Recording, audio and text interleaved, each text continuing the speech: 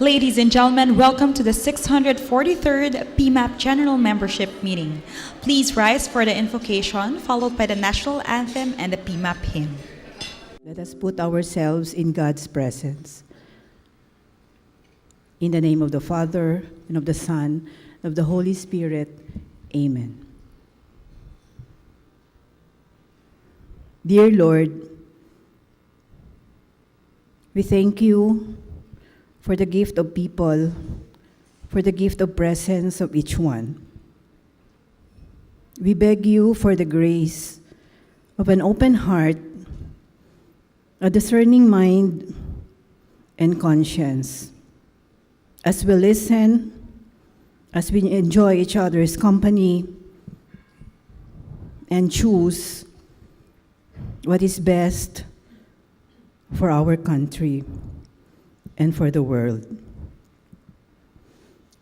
We beg you always for the wisdom, the courage, the perseverance, and the strength to always say yes to your will and ways, even if it means going beyond our comfort zones and sufferings. Being consoled with the fact that what we are doing is according to your will and your ways. Bless, Lord, we beg you, all our efforts, all our endeavors, that all will be according to your designs.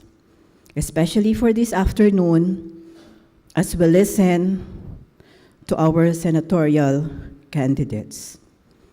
In the name of the Father, and of the Son, and of the Holy Spirit, Amen. Welcome, everyone.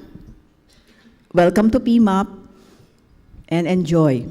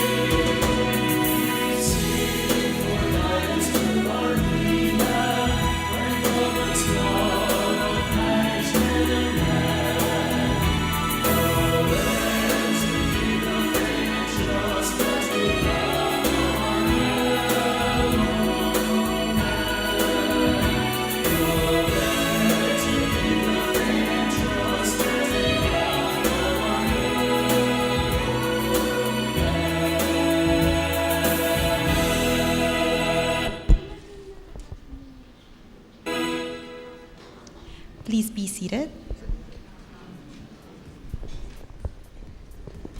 And now may we call on stage PMAP President Jerry A. Plana, DPM, to open the 643rd General Membership Meeting and deliver his President's report. Let us all give him a warm round of applause.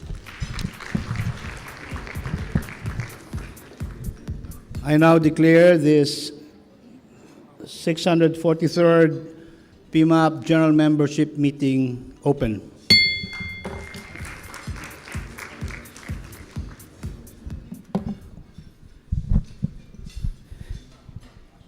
Good afternoon, everyone.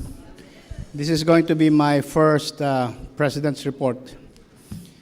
As you know, I'm not really used to giving reports, but this is part of the job. What I'd like to do is focus on a few things that you would be interested to know as far as what's happening in PMAP. For the sake of our guests this afternoon, in PMAP we have about 22 committees. We run 22 different committees, and this is part of the President's job, is to be able to oversee that all these committees are functioning. So for our first, can we have the slide, please? I just wanted to make a report on the annual conference. As you probably know, one of the new things that's going to happen this year is we're going to hold our annual conference earlier than usual. It's going to be on July 17, 18, and 19, rather than the usual October. Because of that, I think there's a lot of pressure in terms of the preparation because of the short period of time. But just for your information, as far as the annual conference is concerned, the theme is Accelerate. It's a combination of two words, which stands for excellence and accelerate. So we say probably we need to see a lot of pathways that will show us, HR practitioners, what are the various ways of accelerating towards achieving HR excellence. So this is what the annual conference is going to showcase come July 17, 18, 19 in Cebu City at the waterfront. One of the highest attendance historically, as far as these conferences are concerned, was about 1,600 in attendance a few years back. We would like to surpass that this year. Despite the short time, we would like to surpass the 1,600 mark as far as our annual conference is concerned. So a lot of work still being done. Probably in the next GMM, we'll be able to detail to you a more detailed program as far as the speakers and the topics of the annual conference is concerned. Let's go to the next one. The next one is about the awards. Again, this is one of the major committees or programs of PMAP, the annual awards, and we have three categories that we usually give: the Employer of the Year Award, the People Manager of the Year Award, and the People Program of the Year Award. And this is going to be the second year we're going to do a national search for winners, national, meaning to say we will go regions first before the national winners are proclaimed.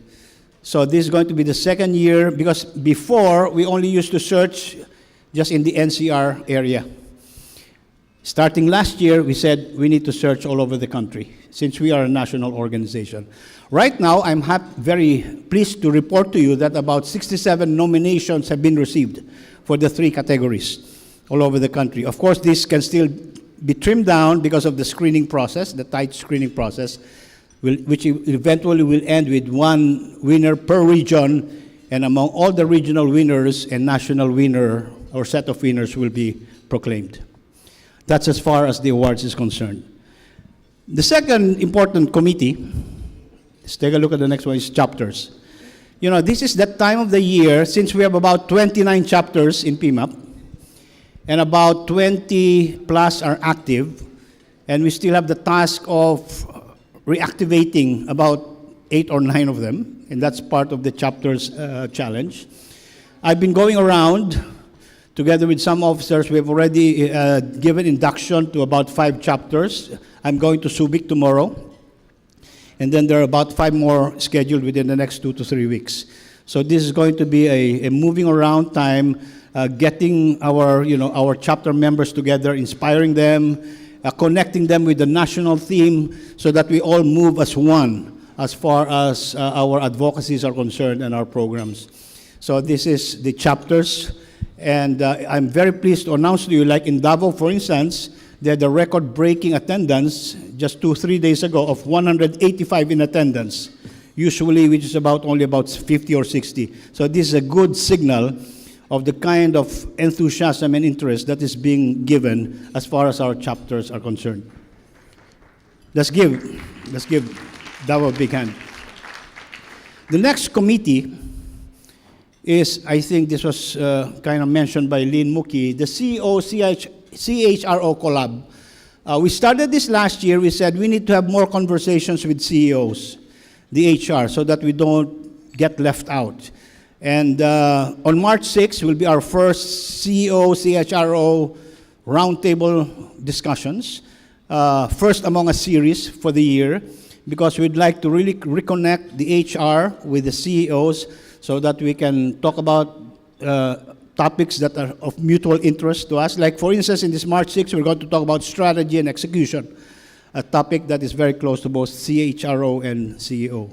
That is as far as the CEO, CHRO collab committee is concerned. Next, please. National HR agenda. This was something we started many years back, but we're kind of reviving it, and this time around we're saying that I think it's about time that we all give back something to the country as a PMAP organization. I think collectively there's a lot of power, brain power here as far as HR is concerned. So what we've done and what we continue to do now is to get actively involved in national conversations that will end in the crafting of a national HR agenda, a clear and a winning national HR agenda. We've been very active with the GAIN organization. This is the Government, Industry, and Academe Network. I came from Cebu recently, attended the PBED conference, the Philippine Business for Education conference, attended by business leaders, academic leaders, and industry leaders. And then the MAP created, the Management Association of the Philippines created a human capital committee where we will get involved again, part of that. The UST alumni sponsored another academe, industry, government discussions where I spoke. So all of these are bits and pieces of what different organizations are trying to do in the area of crafting what we call a national HR agenda. We're kind of hoping that PMAP can play a more active role, not only as a discussant, but even a convener as far as these different segments are concerned. That's what we hope to do when we say national HR agenda. And we come to this GMM today. Why did we have this GMM? This is part of our endeavor to get to know our candidates, especially the senatorial candidates, who have graciously accepted our invitation. We'd like to give them a very big hand. Those who accepted, we invited many senatorial candidates, but these are the people who responded to our invitation, and they've graced with their presence. So again, this is all in the name of trying to open the eyes of many of our fellow HR practitioners here, so that come May 13, during Election Day, we can perform that sacred role of voting wisely for the sake of our country. So again, I'd like everyone to enjoy this afternoon, and hopefully we get a lot of information and getting to know our senatorial candidates. Thank you very much.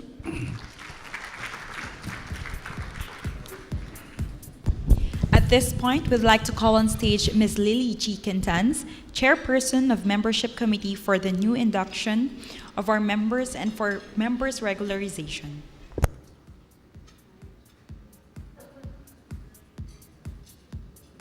Let us all give her a warm round of applause.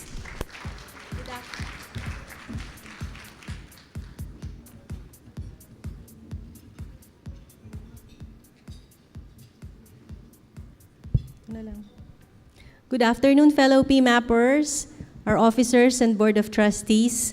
We are very pleased to announce this afternoon that we are about to present to you 28 new members, combination of corporate and individual members. So they're over there. May I request our new members to please rise? And as I call the name of your company or your name, please come up the stage. Medyo masikip lang siguro ang stage, no? Pero let's make it work. Okay, I'd like to begin with our corporate members, and I would like to start with Arriva Academy Philippines, Incorporated. Okay. Bonchon Chicken Philippines. Bonchon. Campaign Track Incorporated. First Oceanic Property Management Incorporated, Forest Lake Development Incorporated. Next, we have Green Light LED Energy Solutions Incorporated, Hocheng Philippines Corporation, Insurance Support Service International Corporation. Then we have Geonsoft Corporation. We also have Lafarge Holcim Aggregates Incorporated, formerly Lafarge Republic Aggregates Incorporated. Next, we have Linear Works Corporation, Mineski Franchise Corporation, Organic Incorporated, PJ Louvillier Incorporated, Rare Job Philippines Incorporated, Spring Borders Incorporated, Trek Pacific Corporation, Vertiv Singapore Holdings, MTR, the Mentor Group Professional Consultants and Company. We have TravEase Incorporated. And then we move on to our individual members. May I now call on Ms. Margie De Los Reyes, Mr. Patrick Fontanilla, Mr. Engelbert Nolasco, Ms. Sansari De Los Santos, Ms. Benavlivia Olatan, Maria Joelica Seson, and last but not the least, Ms. Rizel Joy Macario. Okay, these are our new members for February. Let's all give them a big round of applause. And at this point, I would like to call on our beloved past president, Attorney Josephus Jimenez, to lead our new members through the charging. And to add solemnity to the occasion, may I request the other members to please rise. Thank you. State your company. Recognize and accept the responsibility incumbent upon me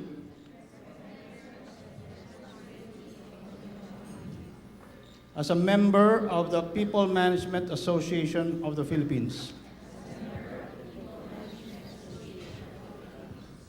I pledge myself to perform the tasks of my position in accordance with the PMAP Constitution and bylaws, and to be faithful to the traditions of our founding fathers, to observe and maintain high standards of performance in the practice of the people management profession, to uphold and protect the principles and objectives for which the association was founded, and to attend all meetings and deliver all results expected of me on time and in the highest standards of excellence. In discharging these obligations, I impose upon myself these responsibilities willfully and conscientiously, and with zeal and dedication, without purpose of evasion. So help me God. Congratulations. Thank you very much, President Jerry. Now may I call on our board and the officers to please hand over the pins to our new members. The rest of the membership, you may please sit down. Thank you. Officers and board, please stay on stage for the picture taking.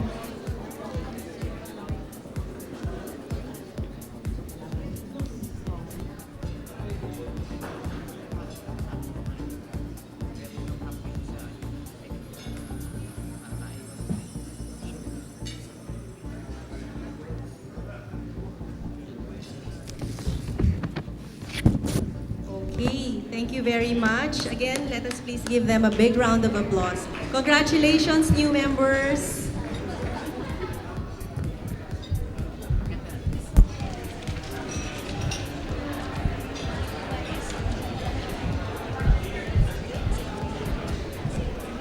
Thank you and congratulations to the new batch of PMAP members.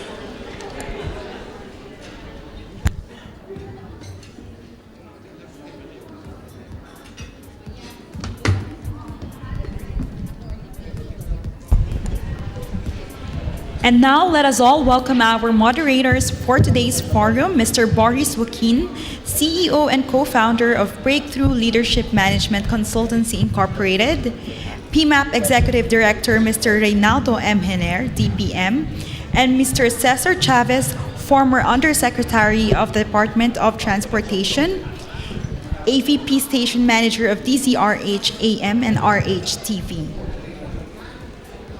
Let us all give them a warm round of applause.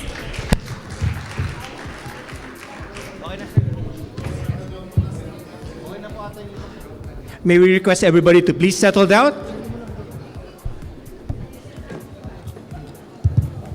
We are about to start our senatorial forum. And this is the very reason why we're all here, right? Other than the acknowledgement of the new members, by the way, congratulations. And welcome to the PMAP family. Here we go. Can you ask the person beside you, handa ka na ba? Handa ka na ba? Yes! Yes. Handang-handa na, no? This is the moment we've all been waiting for. This senatorial forum will have 6 rounds, 5 official rounds and 1 closing round. The first 2 rounds, candidates will be asked individually regarding their personal track records. This will be followed by round 3, wherein candidates will be asked simultaneously 10 yes or no questions to find out whether they are for or against some key issues here in the country. In round 4, candidates will be asked individually questions that PMAP previously gathered through a survey distributed to all the members. Have you been a recipient of that email? And if you responded, some of your questions are included there. In round 5, candidates will be asked individually pre-screened questions from our audience here. So if you are interested in asking questions in each table, I believe there's pieces of paper that is distributed per table, and then you can start writing your questions to any of our candidates for this round. When you fill out the sheets of the paper, you can now submit that to any of our professional staff from PMAP. Professional staffs, can you just please raise your hand so we'll know who they will give the questions to, okay? There you go. Beautiful ladies over there. Yeah, okay. So you can already approach them if you want to hand out your questions. And at the end of the forum, each candidate will be given 1 minute for their closing statement. Okay. Kevin, can you just hand me my cell phone? Okay. Now, before we start our forum, can I just direct your attention on the screen? In our event today, we have an opportunity to do a mock election, okay? And you can do this by going through menti.com, menti.com. Okay, so I don't know if it's right there. So once you log into the website, it will ask you for a passcode, and you need to encode there 665051. So are you with me? I'm on my phone right now, and I'm inside Mentimeter right now. And once you log in the passcode, what will show on your mobile phones are the names of the senatorial candidates. So what you'll do is that you could actually start selecting or electing, and the ranking is from 1 to 6. For example, I'll try to do this, and this is not my actual vote. I'm just saying that I'm doing this for demonstration purposes. Okay, for example, I would start voting here.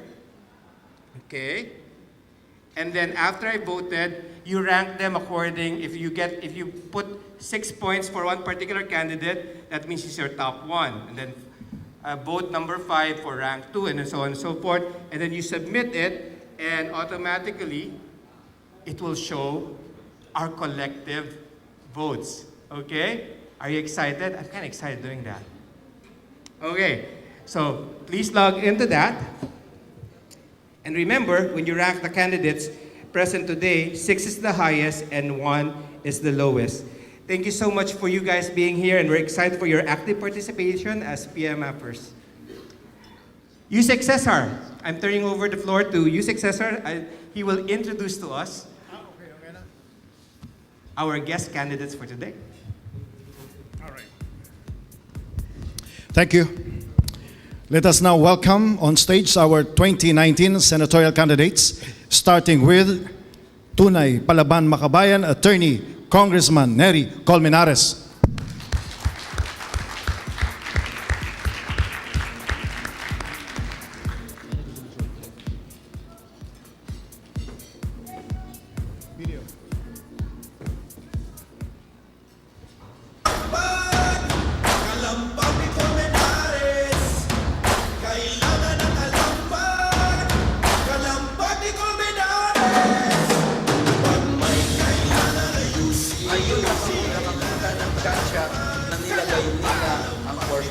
This is the most dangerous and the worst chacha ever. Kailangan ng kalambag ni Colmenares. Nandito ngayon ang mga abogado, ang mga bayan para sa oral argument at hingin na dapat ipasama na ang martial law.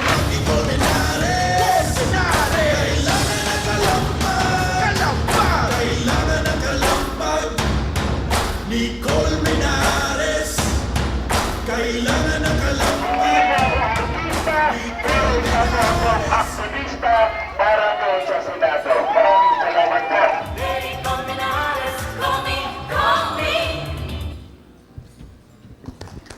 Thank you.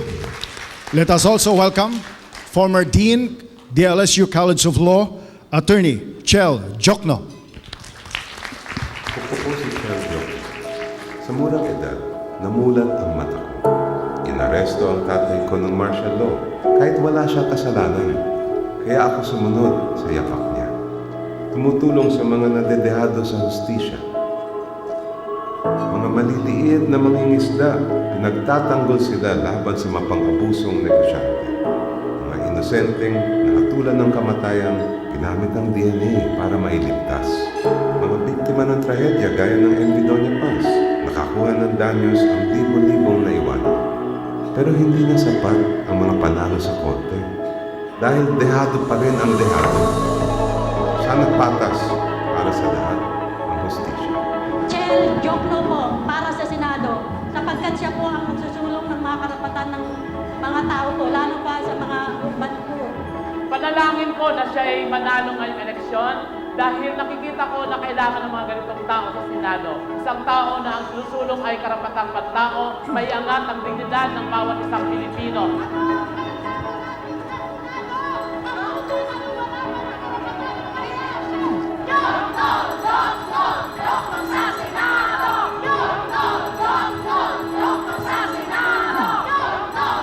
Si Chel Jokno ay galing naman sa isang pamilya na proven ang track record sa pagsisilbi sa bayan. Kaya kailangan mabalik ang isang Jokno sa Senado. Sana hindi nakakalusot ang may pera. Dapat mayaman na mahirap, pag may sala, may parusa.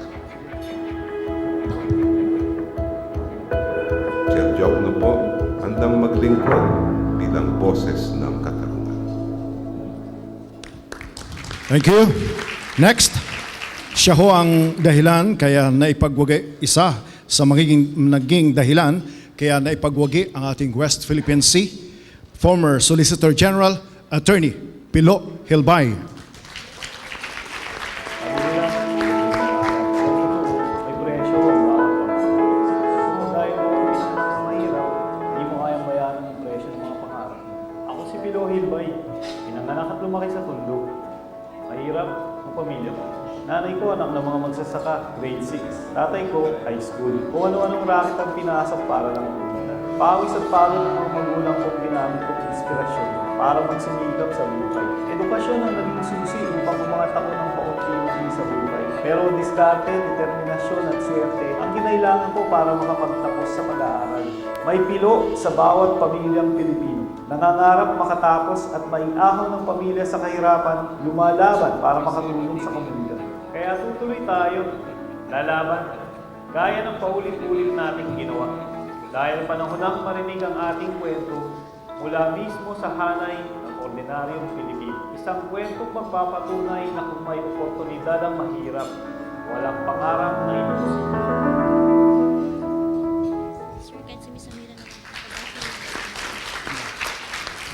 Thank you. Next, she is a former reporter of Philippine Daily Inquirer, a TOIM awardee, Marawi advocate, and former Bangsamoro Transition Committee member, Samira Gutok.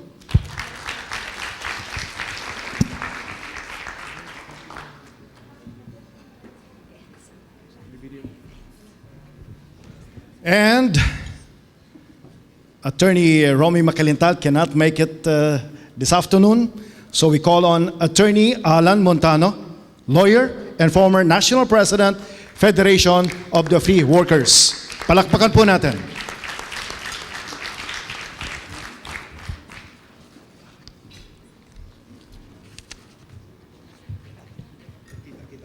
All right, there we go. PMAPers, it's time for us to get to know our senatorial candidates. And we get to know them better in the next 2 rounds. In this round, candidates will be asked questions prepared by PMAP on their personal track record and advocacies. They will have a total of 3 minutes to answer the questions, and their microphone will be automatically switched off by the 3-minute and 15-second mark. I'm sorry, but yeah, it will be switched off. A timer will be flashed on the screen for you to actually see how much time is being consumed per answer. And candidates will be asked in alphabetical order. Either Rene, you successor? All right. We'll start with Attorney Nery Colmenares. Let me read the question prepared by PMAP. As a lawyer, what can you say is lacking in the current Philippine legislation, especially in terms of human rights that need to be addressed by the Senate?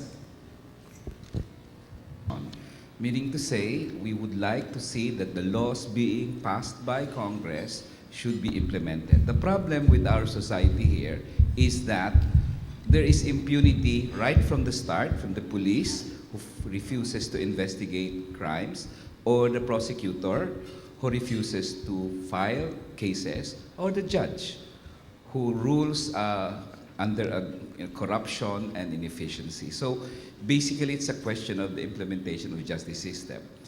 I have passed laws, the anti-torture law.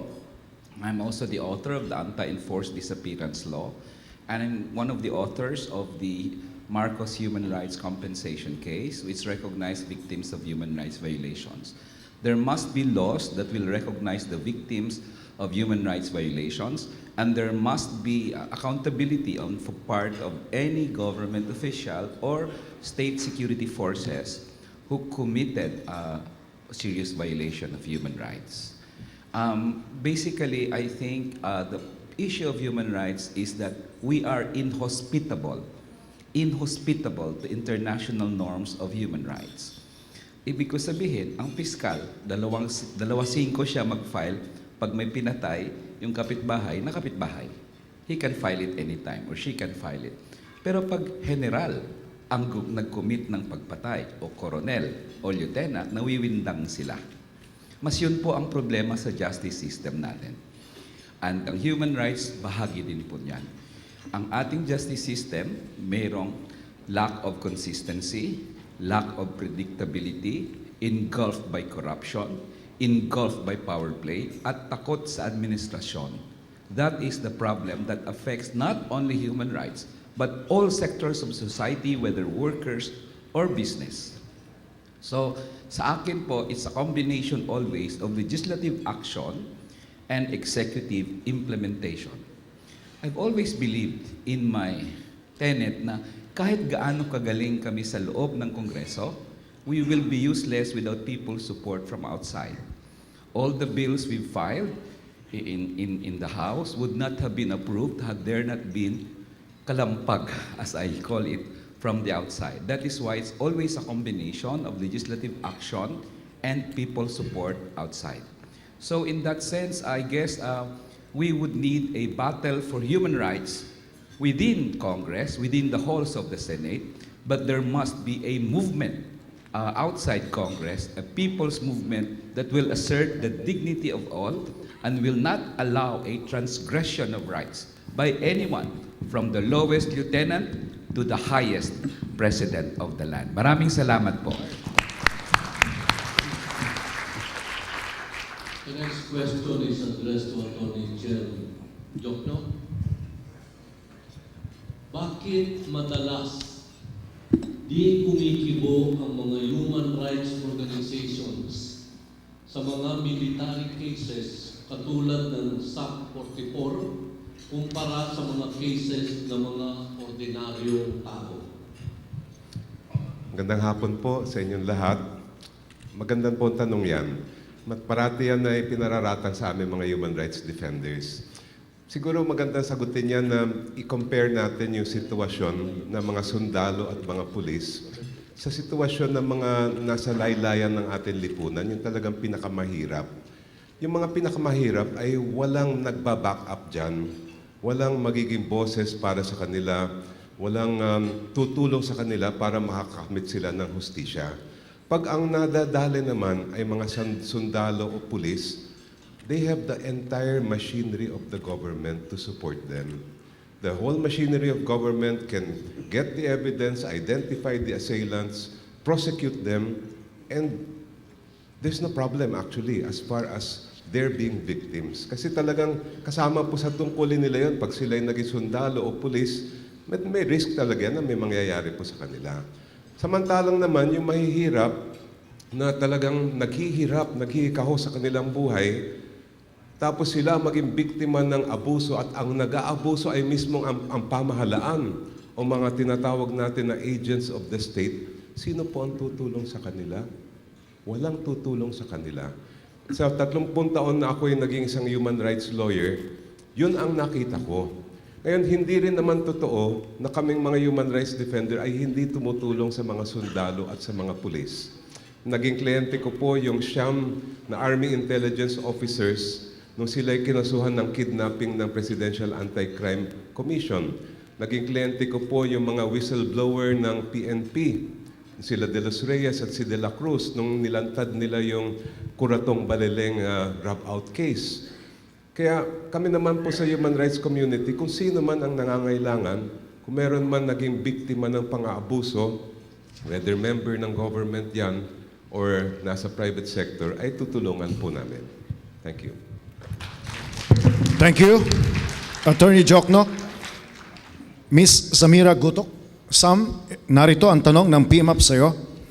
Ayaw ng mga OFW, overseas Filipino workers, na mahiwalay sa kanilang pamilya, ngunit dala ng pangangailangan, sila ay napipilitang magtrabaho sa ibang bansa.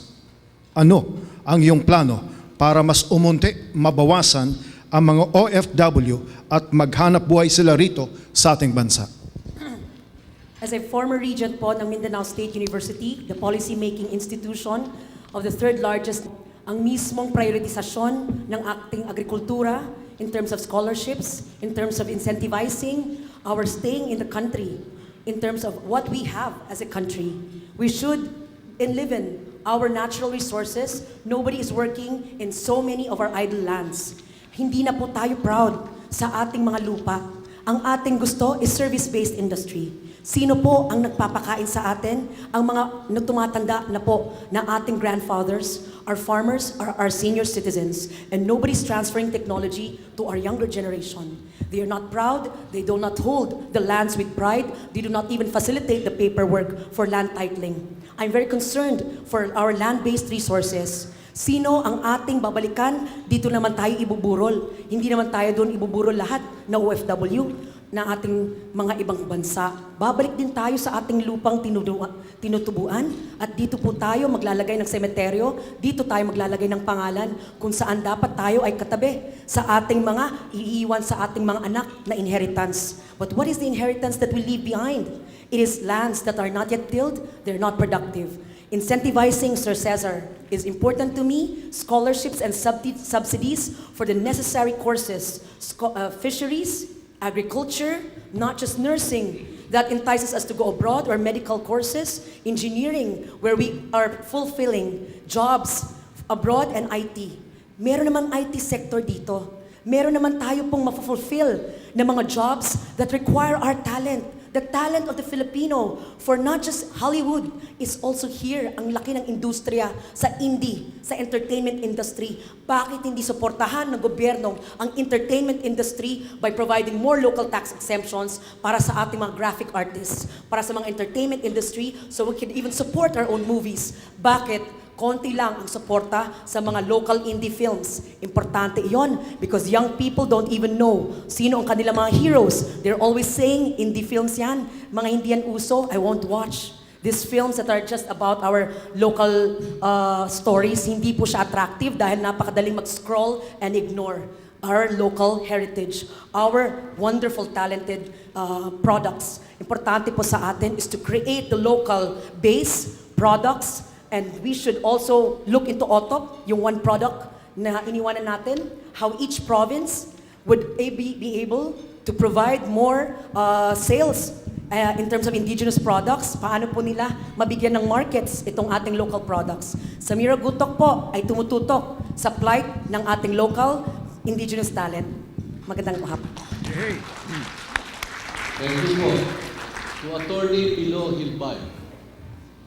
You previously served as Solicitor General, and when you passed your certificate of candidacy, you mentioned that you are running to address the larger challenges of the nation. What would you say in more specific terms are these larger challenges, and what can you do about this as a senator? Thank you. I served as Solicitor General from 2014 to 2016. I was the last Solicitor General of the previous administration. I served as Solicitor General when I was 40 years old. I was the youngest Solicitor General. And after my term as Solicitor General, I was 42 years old. My feeling is I had already retired. I'm a full-time member of the UP Law faculty, and I've served as a member of the full-time faculty since 2000. What are those larger concerns? I teach constitutional law. That has always been my bread and butter subject in the UP College of Law. The things that are important for me, freedom of speech, freedom of the press, right to life, civil society. And those are the things that required me to go outside the university for several cases. I handled the case of Senator Laila De Lima. I argued her case before the Supreme Court. I've already argued 8 times before the Supreme Court, and I disagree with the decision of the Supreme Court. And I'll tell you briefly what the case was all about. I believe that the charges were totally fabricated, and that the reason for the filing of those charges were politically motivated. And why do I say that? Because, well, the government doesn't even know what the case is all about. And that's a fundamental violation of the right of a person. Not just Senator Laila de Lima, but every person. If they can do that to a senator of the Republic, they can do that to anyone. I was also one of the lawyers who questioned the extension of martial law in Mindanao. And so the question is, why do you file those cases? Why you're not even in Mindanao? Because I think compliance with the Constitution is very important regardless of where you are. And there's a reason why the Constitution had so high standards for imposing martial law, because we don't want to go back to those dark times. I've also spoken consistently against the policy of the president with respect to the war on drugs. I really believe that you can fight the war on drugs without engaging in a culture of impunity. And those are things I think that require an academic like me, a former Solicitor General, to go outside the university. And I think we need senators who are open. We need senators who can stand on their own, will not submit to any power other than the Constitution. Thank you. Thank you, Attorney Albay. Attorney Alan Montano. Sir, as an advocate for the labor sector, what do you think is lacking in terms of support for workers in the country? What have you done already in addressing this? Napakaganda nung tanong. By the way, kaming dalawa lang ni Sam ang walang brief video presentation. So medyo kulang-kulang konti yung pagpakilala sa amin. So yung mga hindi nakakilala sa amin, mukhang hanggang doon lang yun. But anyway, kidding aside.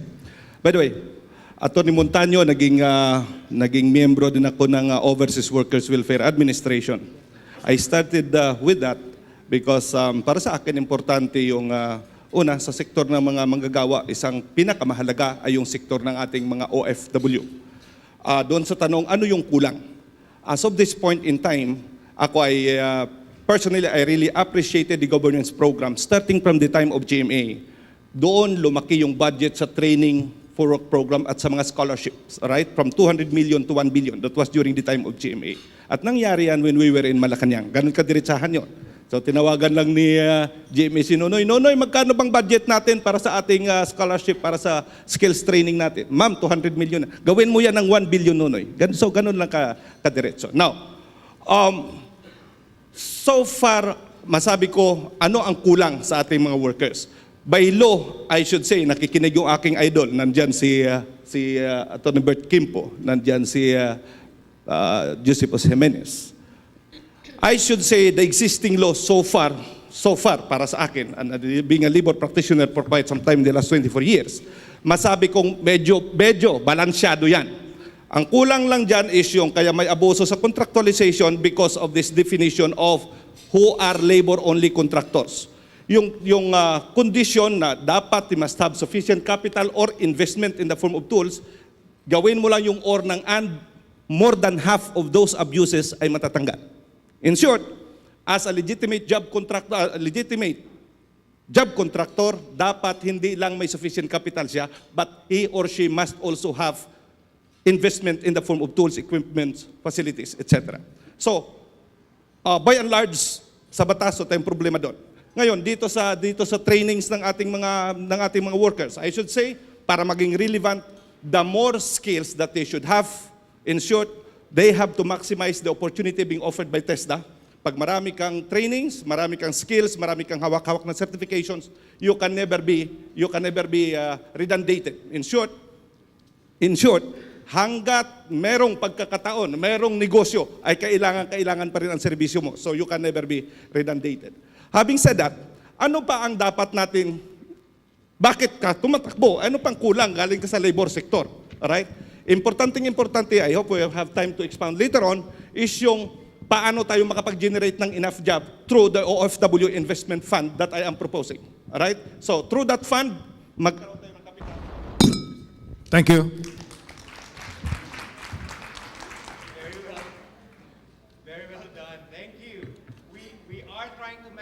As much as we can, the time that we have.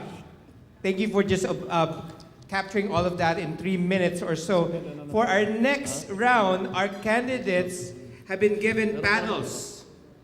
And one side says yes, and the other side says no. There you go. They're showing it right now. We will now ask them simultaneous questions, 10 questions in total, 1 question at a time, sabay-sabay, they will listen to the question, and they will raise their paddles to state whether or not they are for or against a certain issue that was raised. Are we ready? Gentlemen, you may now start asking the questions. Ako pala. Okay, sorry. Sabi na nga ba ako yun? Okay, here we go. Yes or no?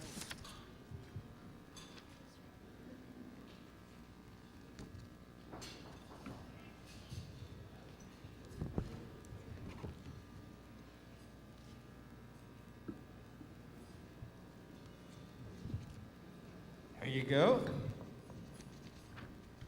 Sige po, start na po tayo. This is round 3, yes or no questions. The first question is, are you in favor of same-sex marriage? Yes, yes. Yes, yes, no, yes, no. All right. Question number 2, are you in favor of the death penalty? Qualified. Yes. Yes or no? No, no, no, no. Everyone is no except Attorney Montano. All right. Yes or no lang po. We could probably debate and explain that later. Question number 3. Are you in favor of divorce? Everyone is yes except Attorney Montano. Okay, next question. Are you in favor of lowering the age of criminal responsibility to age 12 years old? Everyone is no except Attorney Montano. Interesting. Okay. Number 5. Are you in favor of drug testing for all candidates as part of the requirements for filing of candidacy? Everyone, yes. They're all clean. Next question. Are you in favor of legalizing the use of marijuana for medical purposes?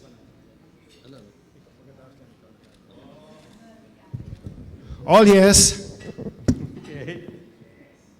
Okay. Yes. Number 7. Are you in favor of the pork barrel? Oh, wala no. Palakpakan ninyo, lahat no. Well played. Are you in favor of ending contractualization? All yes. All yes. Okay, second to the last question. Are you in favor of a legislated national minimum wage? National minimum wage. Everyone yes except Attorney Helbay. No, Attorney Helbay. Okay. Last question po. Are you in favor of giving unemployment insurance? Unemployment insurance. Pag hindi po sila employed, may insurance po sila. All yes. Okay. Boris. Balik tayo sa... Okay. Balik ko tayo sa question and answer. Yes, sir. Idi Rene? Sige. Ikaw na. Okay. The next question is addressed to Attorney Neri. You have been a critic of the current administration, particularly of the executive order on contractualization. By the way, everybody said no sa contractualization. What kind of labor laws, Attorney Neri, are needed in order to support the workers in our country? Maraming salamat po. 3 minutes din ba yun? I've always been, galing po ako sa ordinaryong pamilya. Bisaya ako and I've always have an affinity to the working class. Hindi namang, father ko is an government employee, pero I've always had that affinity. Probably for one reason, dahil ang pamilya ko, pinag-aral talaga ako sa Catholic schools, and the Catholic schools always taught us the tenets of sympathy to labor. La Consolacion ako nung elementary, St. Joseph Lasal nung high school, San Beda nung college, ako nag-UP for my law. No? Sa akin po, ang problema po dito is this. Ang rule sa ngayon ay contractual. Ang exception, buenas-buenas ka pag mag-regular. Ako po, hindi po ako absolutist. Merong mga instances na pwede mong sabihin, hindi yan for regularization, pero ang rule po dapat sa kalakhan is regular. Exception, yung contractual. Question, yung pinasa ng House na bill on contractualization, do I support its definition as a law? No. Parang ang House version para at lalo niyang institutionalize ang contractualization. Yung Senate version, I have some reservations, pero at least for the two sides, ito yung medyo meron siyang laman.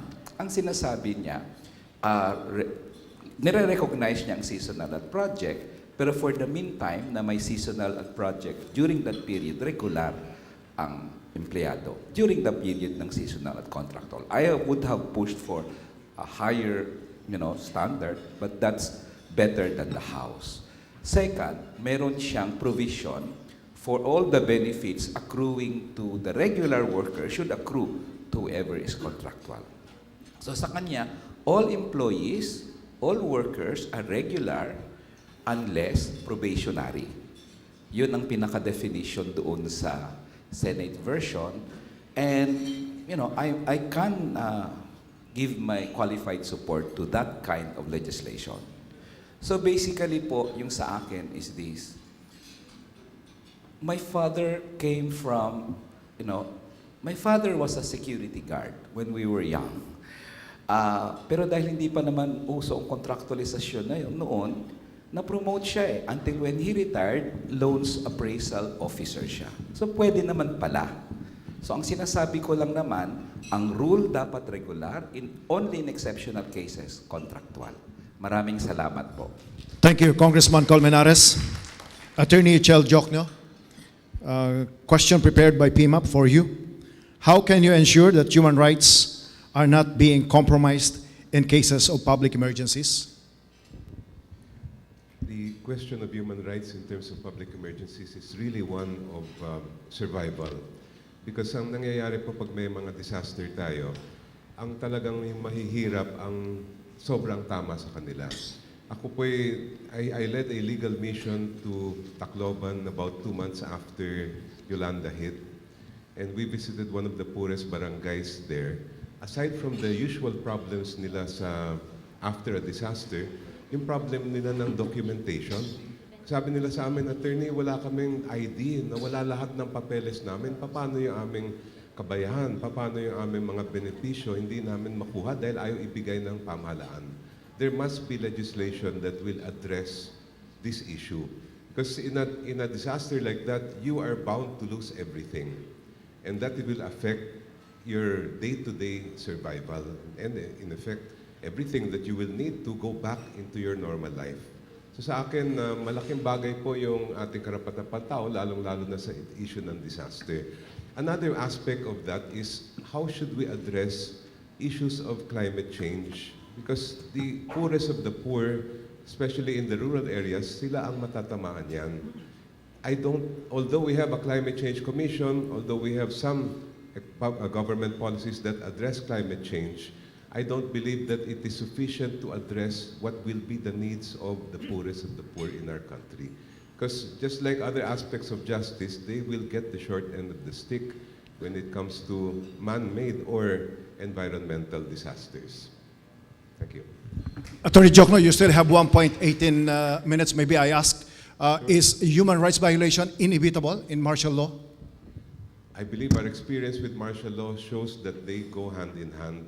Yung issue, hindi lang po naman nung 1970s na martial law, itong existing martial law natin sa Mindanao, I have seen that firsthand with the Lumads. They are the victims of martial law style militarization. Pati ang mga eskwelahan nila ay pinagsusunog, mga guro nila ay hinaharas, sinasabi daw ay mga NPA. Even the kids are being subjected to all kinds of different human rights violations because of martial law. In fact, kaya po kami nagsampa ng isang kaso sa Supreme Court, itong recent third extension ng martial law, ay dahil kami naniniwala na ito ang totoong muka ng martial law. Hindi yung sinasabi nilang martial law is good and everyone wants it in Mindanao. I think we have to give the poorest of the poor that voice, especially ang mga IP, ang mga lumad doon, sila ang sobrang natatamaan ng batas militar. Salamat po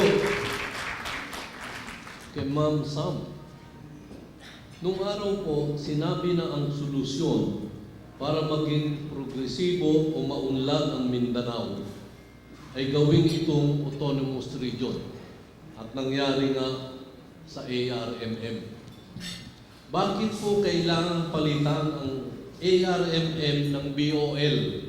At ano ang nakikitang pag-unlad sa BOL? Ang ating template, sinasabi nila, for federalism is BOL. We'll see. Kagutuman. Ang issue po ng devolution of services was not available to ARMM. Issues on health, sanitation, education, DepEd national pa rin. DSWD national pa rin. DOH national pa rin. Kailangan po, pag mag-examination ang mga estudyanteng Islamic Studies sa ARMM, kailangan pa magdesisyon ang DepEd para sa kanilang content ng eksaminasyon. Anong klaseng autonomiya yon? Anong klaseng pagdidesisyon yon? Anong klaseng self-determination yon? It means, Bisaya man, three services which are very basic for a 20-year program to make your young people qualified, competent, global, hindi po nangyari after 20 years. Corruption, hindi ka naman nag-ombudsman, hindi ka naman nagturo paano maging kwalipikado kasi nga yung educational system mo, hindi naman tinuro ang ating pag-upgrade. Yung ating Arabic studies, pwede nga tayo ma-hire ng mga kumpanyang Arabo, pero yet, our qualifications, our skills are yet untapped. Importante po, upgraded autonomy, kasi naman nasa konstitusyon, autonomy, and it is defined by self-determination at all levels. So kailangan po, ang DepEd, DOH, DSWD, ang pera dyan ay automatic at dapat may determinasyon ang mismong administrasyon sa baba. Of the poorest of the poor, we remain. Of the most sick of the sickest, we remain. Of the highest infant mortality, we remain. ARMM is truly the failed experiment. There was a work of the reform arm government under Hataman to introduce reform, but 6 years is not enough. We still need to infuse poverty programming, educational systems. Wi-Fi is at the worst for Tawi-Tawi. Can you imagine, pumupunta sila sa Malaysia, mas malapit pa ang Malaysia kaysa Manila para sa mga kapwa nating Pilipino. Ano ba ng klaseng pagka-Pilipino yon? You still have 54 seconds, Sam. Yes. There is rumbling in the composition of Bangsamoro Transition Authority. Your take on this? Ako po, sulong sa Bangsamoro Organic Law na representasyon ng mga Kristiyano, ng mga lumad, indigenous peoples, at ang ating mga sektor na hindi po dynastiya at mga hindi malalaking pamilya. Ang BTA po ay dapat naging transparent. President should have opened the process to public consultations, to forums like this, so that you can choose who are the best Bangsamoro Filipinos to represent you in a very, very important BTA transitory process. Can you imagine 40 years ang iyong i-repair na damage, moral, physical, at lahat-lahat? Kailangan po naging inclusive, transparent, accountability is something that we're demanding. Sana po magagaling ang i-appoint na BTA. We wish them luck.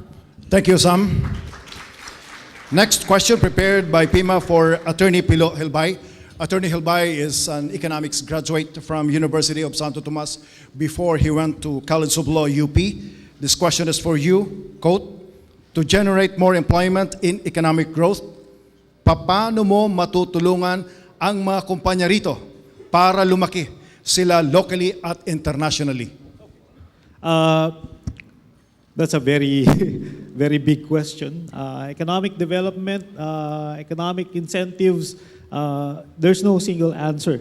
We need to have an integrated answer. Ano yung mga components ng ng isang sagot na comprehensive to be able to generate economic development for the Philippines? Number one, we need to be able to understand where our economy is going, where our labor sector is going. Today, for example, we hear so much about the gig economy. Diba? Iba na yung direksyon ng mga bata na natin ngayon. They want more flexibility in their jobs. They want more freedom. They want to live the millennial life and at the same time, make as much money as possible. That's a new sector for our economy. And so we need to be able to train our young generation to prepare for that kind of an economy. So we need to refocus our education to prepare our youth for the internet economy, which leads me to the next question, the relationship between education and our information infrastructure. More and more, we're becoming more integrated.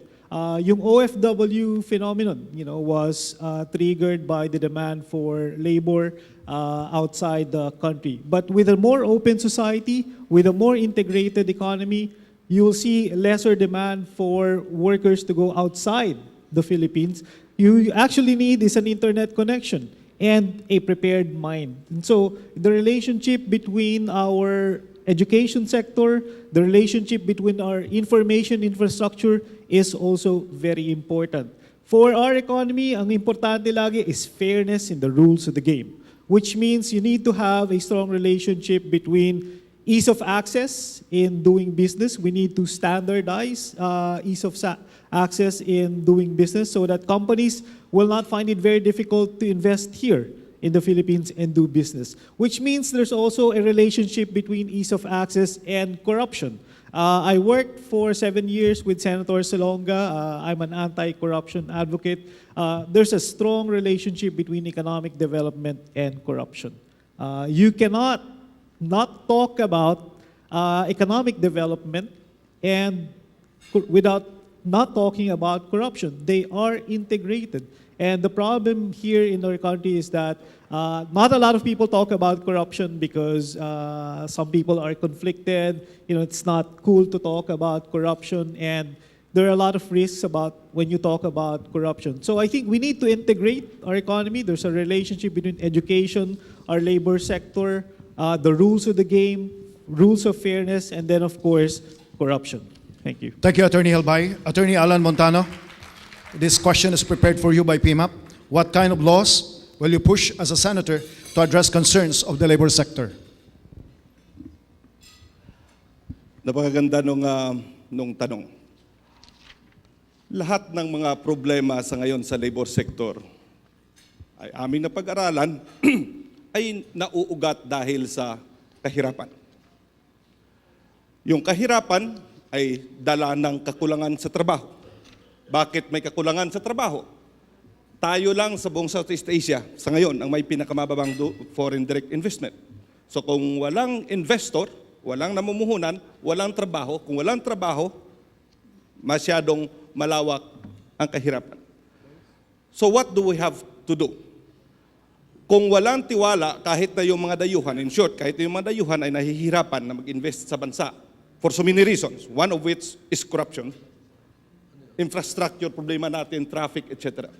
That's why, personally, ako naniniwala, dapat to curb corruption, una, babaan natin yung amount involved para makonsider as plunder. Hindi na 50 million, 1 million lang should be enough.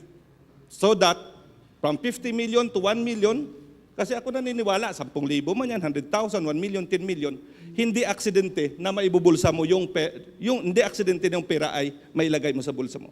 Second, the quantum of evidence that should be required should no longer be proof beyond reasonable doubt. I would propose na yung requirement for conviction should only, preponderance of evidence should suffice.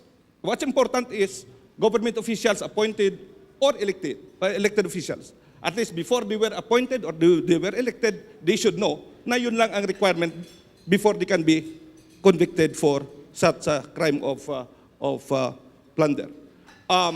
Second, yung sinasabi kong kahirapan dahil wala nga namumuhunan, I think it's high time. While hindi ako pabor na yung ating mga kababayan ay labas dahil sa kakulangan ng trabaho sa bansa, halos sa karamihan ay pinapadala natin naghahanap ng trabaho abroad. Ganun pa man, since ganun ang sitwasyon, why won't we maximize the opportunity afforded by our OFW?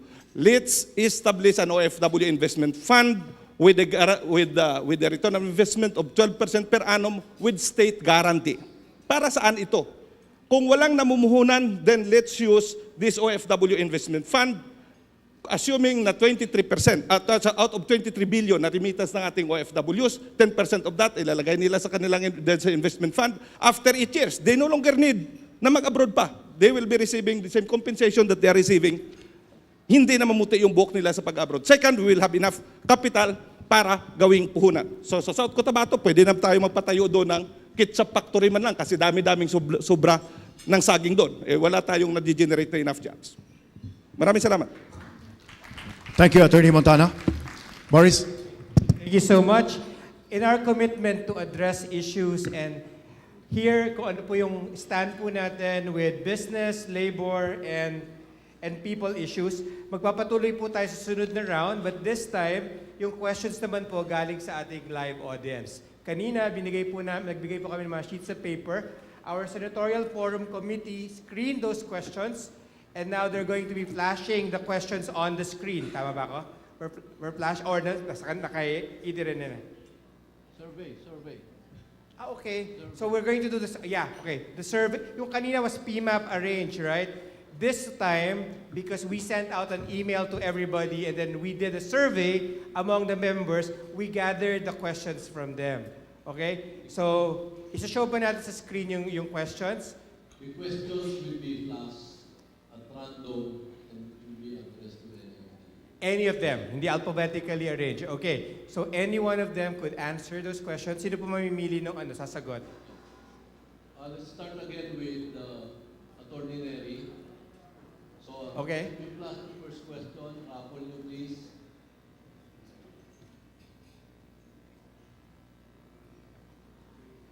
May ruleta pala. Okay, there you go.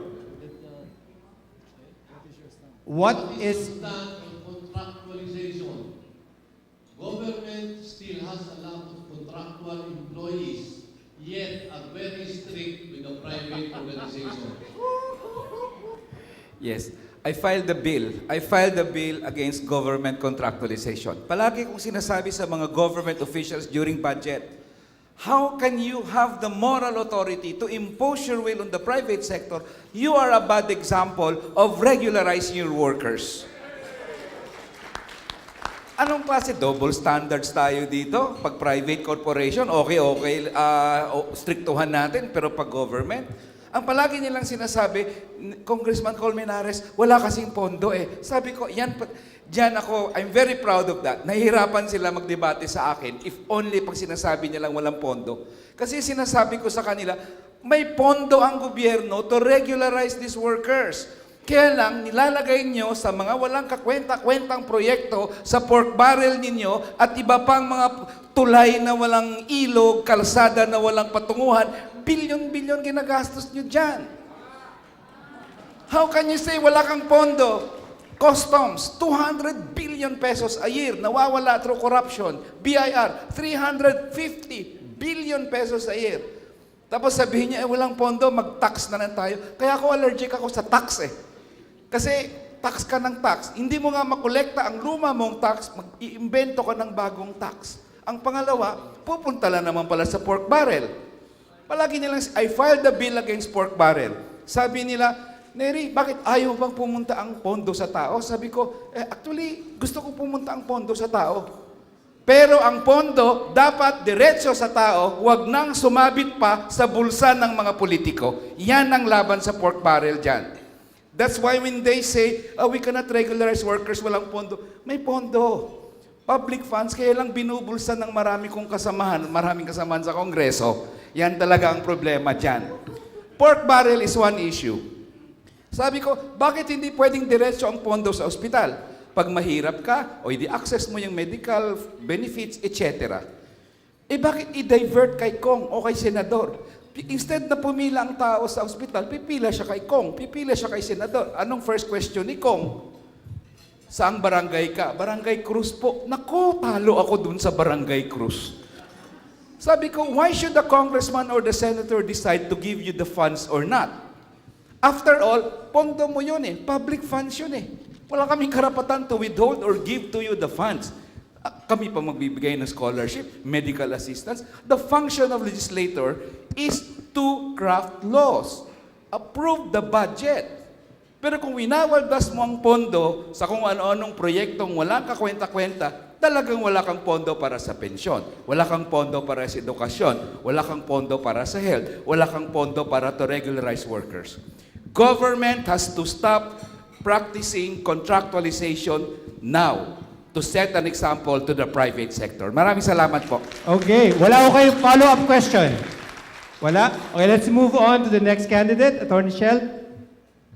When addressed, the next candidate Okay. to answer would be Attorney Montaño. Rapol.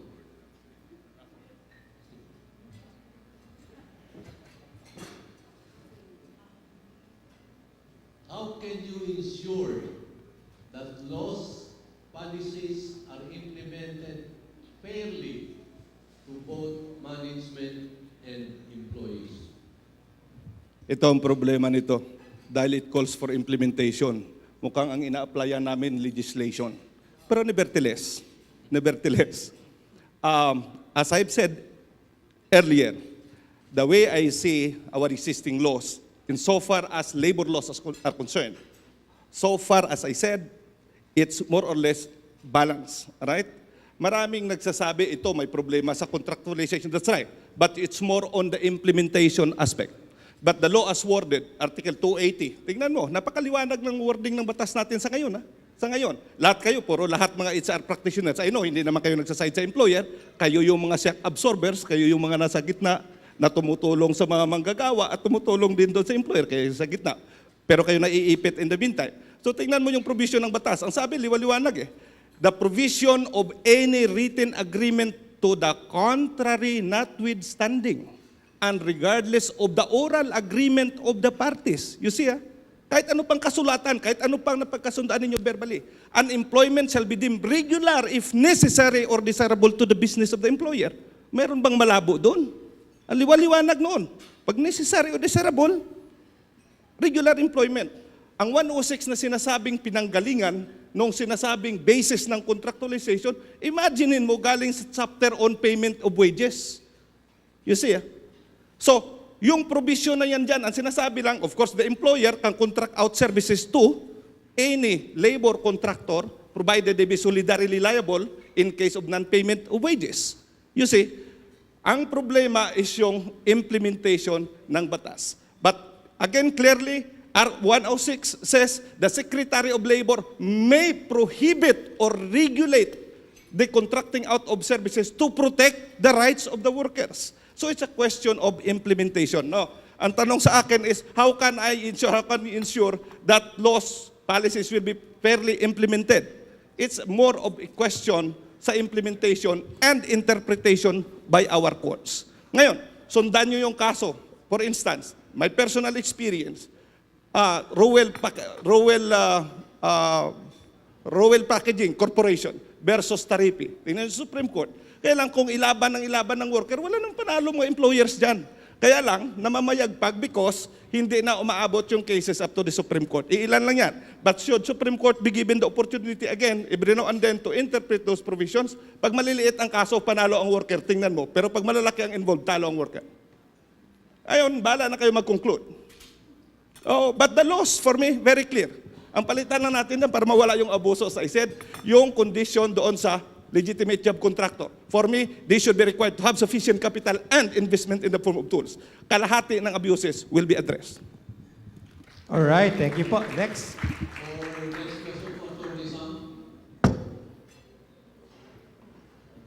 Sir, not a lawyer, magalit si Supreme Court. Okay po, Roleta.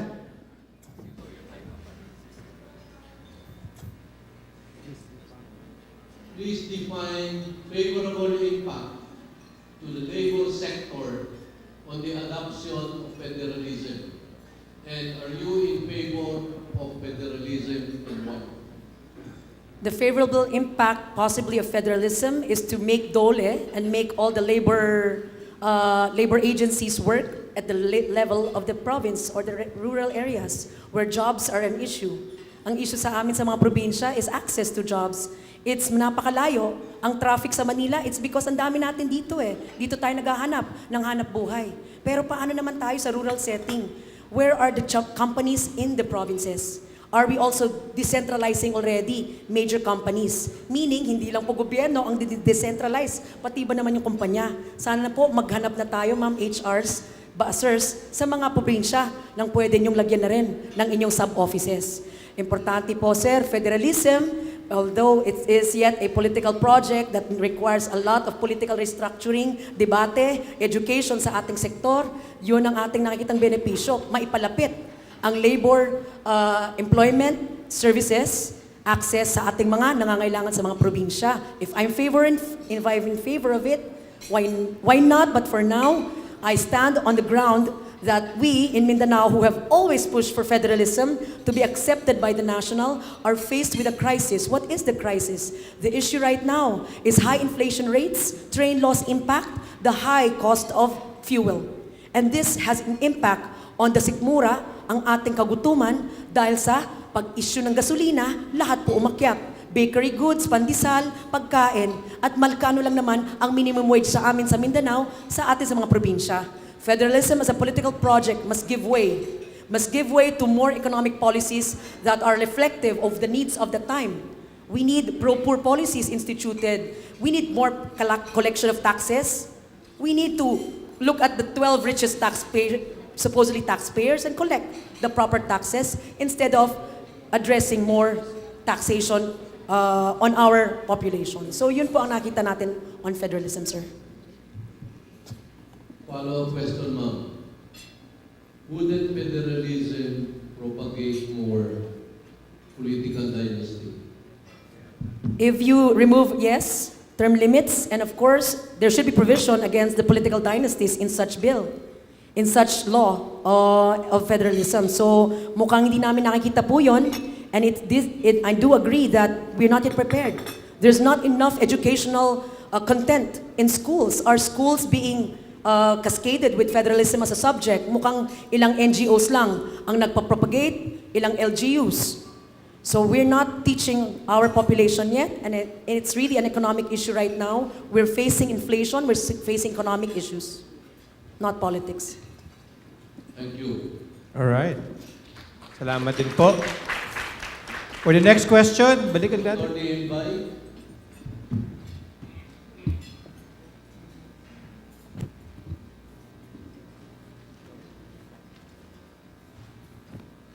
Government employees are required to have civil service eligibility. Do senators or elected officials need to undergo the same process? Well, I'll give you the legalistic answer and I'll give you the political answer. No? The legal answer is there should be no other qualifications than citizenship, age, and residence under our Constitution. And there's a reason for that. Gusto natin buksan yung access to public service to everyone. Ayaw nating lagay doon sa pagalingan lang ng titulo, pataasan lang ng educational attainment because, well, actually, this country is poor because of corruption and most of the corruption are, well, committed by those who have degrees.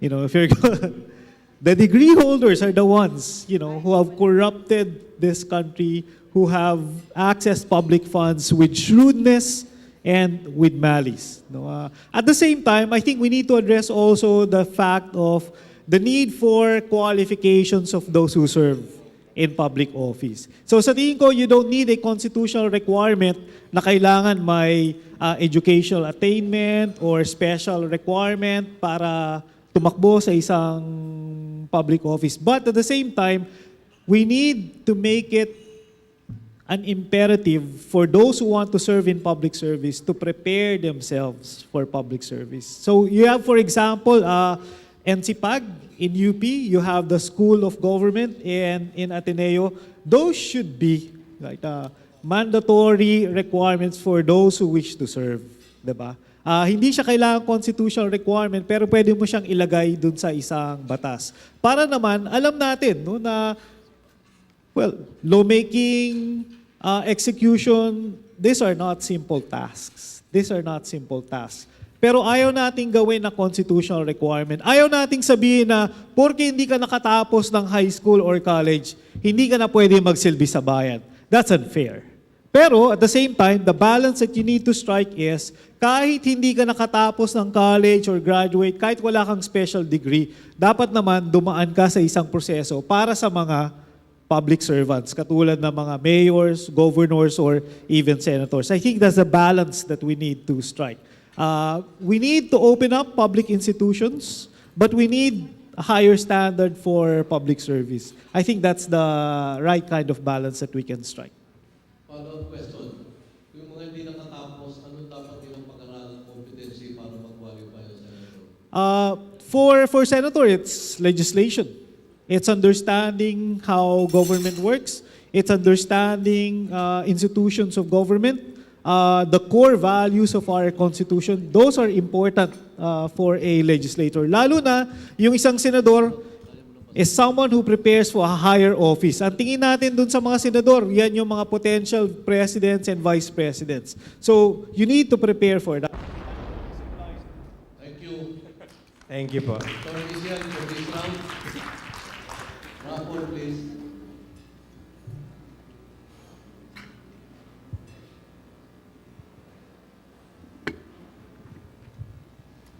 What laws can support and protect gender development and equality?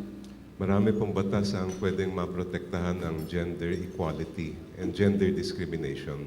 You have the SOGI bill, you have actually there are already some existing laws that protect or talk about harassment of in terms of gender. But I think we need to address this on two levels. Unang-una, yung mga batas na yan, patibayin pa natin lalo.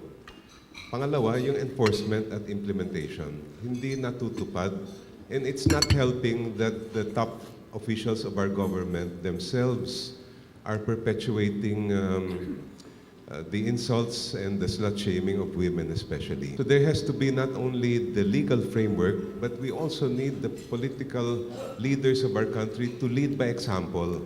Dapat hindi manggagaling sa kanilang bibig yung mga sinasabi nila masasakit na salita na nanlalait ng mga kababaihan o mga kakaibang gender, dahil ang may isip ng lahat ng mamamayan at pati yung mga nasa ilalim ng ating pamahalaan ay pwede rin gawin yon regardless of what the law provides. So aside from the legal framework, I think there has to be as well a change in the conduct of our government officials. It's about time.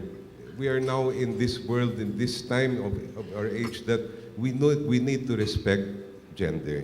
Hindi na po tayo nung ako'y maliit na okay lang yun, there was nothing politically incorrect about it, but we need to understand and respect everyone's rights, even those who are different from ours. Doon pa nanggagaling kasi yung yung hindi lang yung diskriminasyon, kundi yung panliliit ng tao. At hanggat hindi natin maiangat yung ating pagtingin sa lahat, ay hindi rin natin maiangat ang dignidad ng lahat. May follow-up question ba kayo, Edie Rene? Meron po kayo 1 minuto. Baka gusto po niyo magdagdag ng kahit anong... Okay. Nais po namin magkaroon ng round 2 kasi maraming questions na lumabas sa survey. So ikot tayo ulit, okay? Can we have another round with our Before the round candidates? before the round two, Mr. Executive Director and Boris, gentlemen and lady, consider yourselves as human resource manager, and I am an applicant. I want you to employ me, but I don't want my character, my track record be tested. I don't want to be interviewed. I don't want to participate in a forum. Please describe in one word the candidates, senatorial candidates, who does not want to participate in a forum, who does not want to participate in a debate. Second, what should HR managers do when there are candidates who do not want to participate in a fora such as this one? Lahat po kayo, tagi-isang minuto. Anybody would like to start? Tigo 1 minute daw po. Single word, di ba? Yung aplikante na ayaw magpa-interview, unemployable. Ganun lang kasimple. Di ba? Ganun lang kasimple. Ako yung HR. I am the gatekeeper. Di ba? Kapag sinabi ko na pasok ka, you'll have an impact on the firm, on the workplace, on profitability. Pero kung ayaw mong makipag-usap doon sa HR manager, isa lang dapat yung tawag sa'yo, unemployable. Thank you. Yeah, for the employee, talaga, unqualified. Para naman sa HR, syempre hindi niya i-hire kasi may tinatago ito. So I think ang problem talaga dito sa atin is this, kaya nga very sharp ang issues ngayon. That's why, tinanong ako the other day, ano tingin nyo yung mga independents? Do you have a chance to win? Sabi ko, alam mo, this is the best time for independents to win. The issues are very sharp. Ang tanong ng botante ngayon, beyond the platforms, platform madaling gawin niya, para manggagawa, para ako sa management, para ako sa kababaihan. Very easy. Ang tanong talaga ng botante ngayon, anong position mo sa excise tax ng train? Anong position mo sa panghihimasok ng China sa West Philippine Sea? Anong position mo sa EJK? Anong position mo sa government policies on pork barrel? So ako kasi, many of us here, I can look you straight in the eye, mga independents lalo na, and say, we are against pork barrel. Mali ang policy ni President Duterte na bigay ang ating teritoryo sa West Philippine Sea. Mali ang excise tax ng train. Kaya siguro may ganun pangangamba ang ibang mga kandidato. Okay, on your microphone, please. Hindi ko kasi narinig yung Hello. Ay, naputol na pala. Yung pala yun. Thank you, Attorney. Madam. Arrogant. I think people na ayaw pumasok sa isang proseso are arrogant. They're not humble. Pag ikaw ay employee to be, kailangan ikaw yung pumunta sa employer. Hindi ikaw yung hinahabol ng employer. Ikaw ang nangangailangan, hindi kinakailangan ka ng employer. You need to be, as a candidate, go to where you need to be a candidate. You should go to the company, you should go to the forum, you should go to where you need to court your employer. Hindi ikaw yung hinahabol, sumabject ka sa proseso, sumabject ka sa batas, kailangan yon. Yun ang measurement if you're acceptable or not, and you're a team player or not, and if you can be hired or not. Attorney Sel. May karugtong pa dapat yata yung tanong na yun eh. Yung ayaw magpa-interview ay kamag-anak ng nandun sa may-ari ng kumpanya. Simple lang naman yung sagot ko doon eh. Ito na lang. Attorney Alan. Mukhang wala na ako masasabi dahil nasabi na nila lahat. Pero ako, ang tawag ko doon sa mga tumatakbo na ayaw sumali sa mga ganito, parang nag-file ng Certificate of Candidacy at sabing, joke lang po yan. Sasali ka, tapos hindi ka mag-participate sa mga ganitong events. Kung saan makikilatis ka, makikilala ka. Anong kakatakot mo doon sa mga kababayan mo na gustong malaman kung anong klaseng pagkatao meron ka, di ba? So sa akin tawag ko doon yun ang mga kandidatong mga joke lang kasi nga walang masabi. Walang masabi as in walang masabi plus walang programa para ma-address precisely yung concerns nung mga tao na gusto niyang sabing tutulungan. All right, let me go to another dimension. This time, the employer is the Filipino people. Are they, the employer, the Filipino people, by this time, do you think, prepared to accept candidates like you, independent thinking people like you, this time? I think they are. It showed with the president, vice president, they were not national figures. They were starting from zero in the surveys. Hindi sila kilala when they went to Manila. Vice President Lenny, President Duterte. Kami po ay bata, kami po ay bago. Pero ang tagal na, veterano po sa paglilingkod. Ang tagal na namin nasa probinsya, wala kaming access sa mga media. nagtatrabaho sa rural areas, 600 peace covenants with the PNP, the police, anti-terror work. Kami po ay babad sa baba. Alam namin how mayors think, how governors think, how you can convince an argument sa baba. It's not about theory, it's about action. Paano ka gumalaw sa baba? We are actually caught in a gera sa baba. Kaya gera sa kagutuman, hindi lang. Gera sa pagrelasyon. Hindi nagkakakilanlanan as HR people. Do you actually have a Muslim employee in your company? Alam nyo ba na ang holidays nila ay Ramadan and Eid al-Fitr? It is a challenge for us to bridge the Filipino people, to unite them. And there's this girl called Samira Gutok asking you, PMAP, if maybe first time in the history, a Marana woman be elected in the Senate. Sino po gusto sunod? Attorney Shell? You know, majority of our voting population now are young. And palagay kasawa na rin yung mga kabataan sa pare-pareho mga pangalan, kapatid, asawa, anak, lola at lola pa yung pinapatakbo. Pare-pareho mga pangako hindi naman natutupad. May hinahanap ngayon ang mga kabataan natin. And it's not just the youth, I think, but a lot of us are looking for something different. At may dala-dala naman kaming kakaiba. Ako halimbawa, ang ipinagtatanggol ko ang hustisya. Ayaw ng mga politiko pag-usapan ng hustisya, dahil ang ibig sabihin ng hustisya, pananagutan. Pag matino ang ating hustisya ay natatakot sila mabilanggo. When we talk about justice, we're talking about empowerment of the marginalized. And they don't want that because we have an empowered electorate, they will not vote for them again. Wala akong dalang bagayeng ganun eh. Thank you. Thank you. Thank you po. Attorney Neri? Yes, answer is yes. Ang sabi nila, 18 to 45 ang majority ng voters ngayon. And I would like to think that many of them would go for the track record. Sabi ko nga kanina, hindi yan sa ganda lang ng plataforma, kundi sa track record. So in that sense, malaki po ang chance namin. Ang aming sinasabi, yung aking sinasabi, ginawa ko na po yan noon. For example, dagdag pensyon, I fought for it when I was in Congress. Yung pagpababa ng presyo, pagtanggal ng VAT sa kuryente, tubig at langis, I filed bills against it. Pork barrel, I filed bills against it. We even filed in the Supreme Court case for that. So pag tumitingin ang botante sa track record, it's not because artista ka or artistahin ka. Kasi hindi talaga ako mananalo po pag artistahin ang criteria sa Senado. But they look for that, and I would like to think that this time around, people would want to vote for candidates with track record, for those who walk the talk, and I walk the talk. Maraming salamat po. Thank you, gentleman and lady. One last question.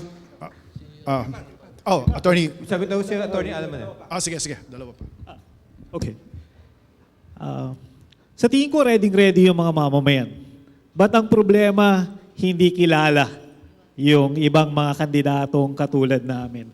Kapag pumupunta ako sa iba't ibang mga lugar, nakiusap nila ako, nakita nila yung flyer ko, sabihin nila, ito yung dapat senador. Yung batang tundo na nag-number 1 sa bar, na nagsilbi ng matagal sa bayan, nagturo sa UP College of Law, naging batang Solicitor General. Pero ano nga uli pangalan mo? Sabi ko, Pilo Hilbay. So I think yung situation natin na walang kinalaman dun sa kakayahan ng mga botante na bumoto ng tama, minsan it has to do with kakulangan sa impormasyon ng ating mga botante. Kung makilala, sa tingin ko, makakapag-desisyon ng tama. Parang yung mga binibenta na hindi mo nakikita, yun yung problema. At nakikita lamang yung mga paulit-ulit na. Yun. Thank you. Attorney Alan? Ako naniniwala, kung kami ay kilala o nakakarating doon sa mga botante, sigurado ako kami ang pipiliin nila kaysa sa mga datihan. 7 yung re-electionist, 7 yung comebackers. Ano pa ba yung nakalimutan nila na hindi nila nasimulan? Ano pa ba yung bago na gusto nilang gawin? May naririnig ba tayong bago sa kanila? Wala.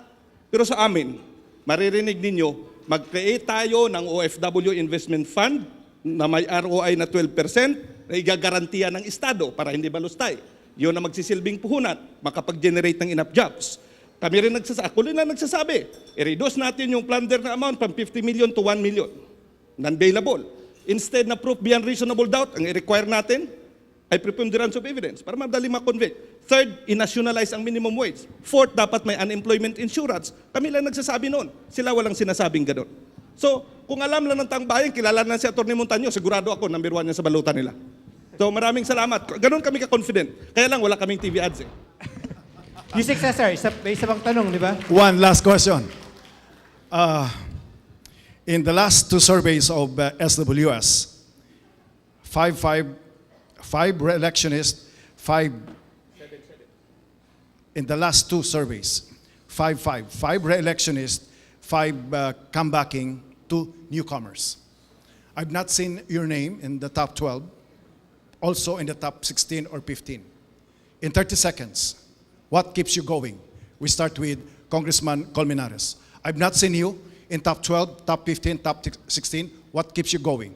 30 seconds. Yes po. Number 1 po ako sa UP survey, hindi sa SWS. Ang sinasabi ko po, 2 punto. Ang winnability ng independents like me ngayon na walang pera, mas malaki. For first, sharp ang issue. Very sharp ang issue. Kita mo, hirap silang pumunta.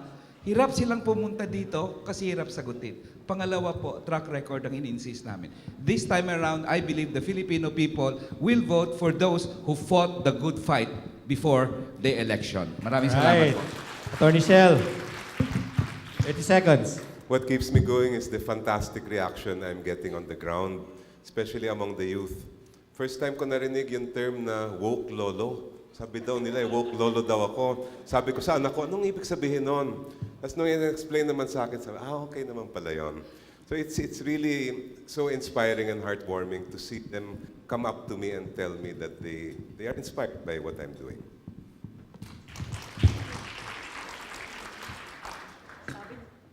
Sabi ni Miley Cyrus, it's the climb. Importante po, may isang bata, may isang taga Mindanao, may isang taga Marawi, survivor, presenting herself to a public that has never seen maybe the story of conflict, a survivorship. I was hailing taxis for the last time. Hindi ako makasakay dahil sa aking pagmumuka. But right now, I'm telling you, I can, and I'm presenting myself to you and for consideration. Baka kayanin. Well, actually, sa Twitter, ako yung nag-number 1 dun sa survey. And that says a lot, about the quality of our discourse, about the kind of electoral environment that we have. Not the kind of electorate, but electoral environment that we have.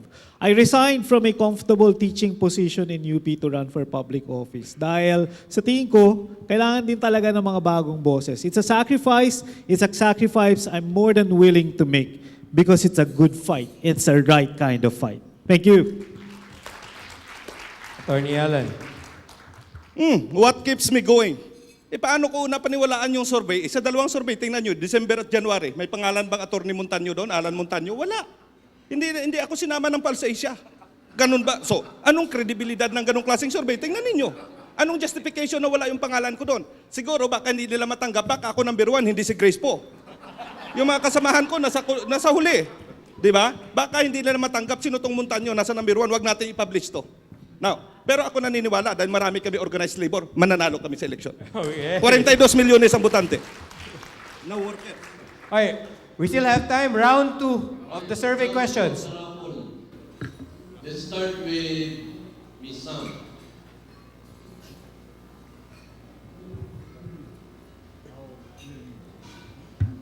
How will you facilitate a high-level coordination and provision of business support services to SMEs seeking better market access in the local and global economy? A stronger, coordinated relationship should be put into order. Business sector has to be actively talking and conversing. The platforms have to be provided with the SMEs.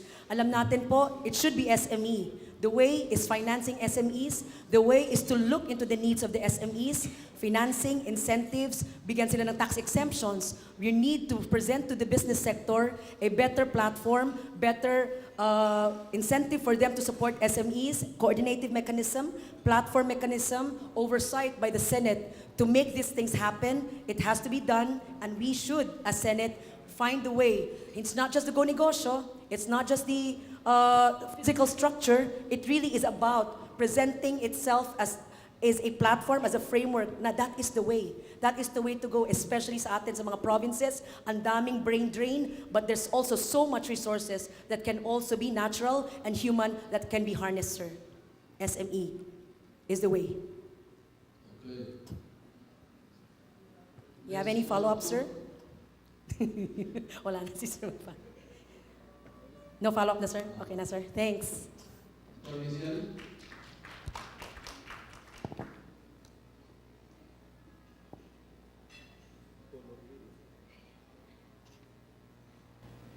What are the major provisions of the labor code that are already outdated and needs to be abolished? What new provisions need to be included? Palagay ko po yung unang dapat mapag-aralan na mabuti yung issues, yung Articles 106 and 109 sa contractualization. Ito pong Department Order 174 na inilabas nitong pamahalaan, wala naman pinagbago yan sa nandun na sa ating labor code. Kaya lang, marami pa rin nakakalusot, marami pa rin mga private enterprises na gumagawa ng endo. And we still have not seen an ending to endo. So kailangan mabalikan yan, kailangan makahanap tayo ng magandang balanse between the interests of business and the interests of the worker. When you talk about contractualization itself, I think agree naman tayong lahat, whether labor or business side, that in general, it's not the kind of relationship that we like. What we want is a relationship where both sides are satisfied.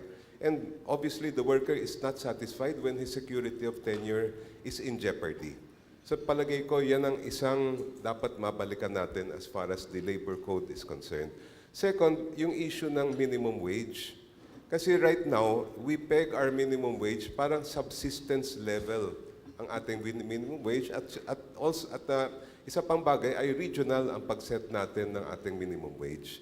Palagay ko, panahon na rin pag-aralan natin yan kung dapat ba ay meron tayong national minimum wage because yung inflation, yung sobrang pagtataas ng presyo ng bilihin, hindi naman regional yan eh. Pag tumaas yan, kahit saan ka magpunta, tataas talaga yan. Samantalang pag regional yan, hindi niya ma-address yung issue na yon. In terms of minimum wage, I think we should recognize that as real wages, as labor productivity increases, dapat meron din increase ang real wages natin. It's unfair also to the worker na hindi iangat ang kanyang kinikita pag maganda naman ang productivity ng labor. So that could be the mechanism to decide how we increase our minimum wages. Ano ang question na po? Lahat po ng provision ng gobyerno na nagbigay ng benepisyo sa mga empleyado sa pagtaas ng minimum wage sa mga benepisyo, lahat po ay kinarda ng negosyante. Ano po ba ang maitutulong ng gobyerno sa negosyante para lahat ng mga benepisyo at minimum wage na bago ay maipatupad? Tama po yun. Kayang-kaya ng mga malalaking korporasyon yan, pero yung mga micro MSMEs, sila po ang nagkakaproblema. I think government should provide assistance to them, tax breaks, tax incentives, cheaper credit, better technology, marketing support. These are the types of things that government should be providing to the micro, small, and medium business entrepreneurs. Asahan po namin yan. Salamat po. Tony Hilbay.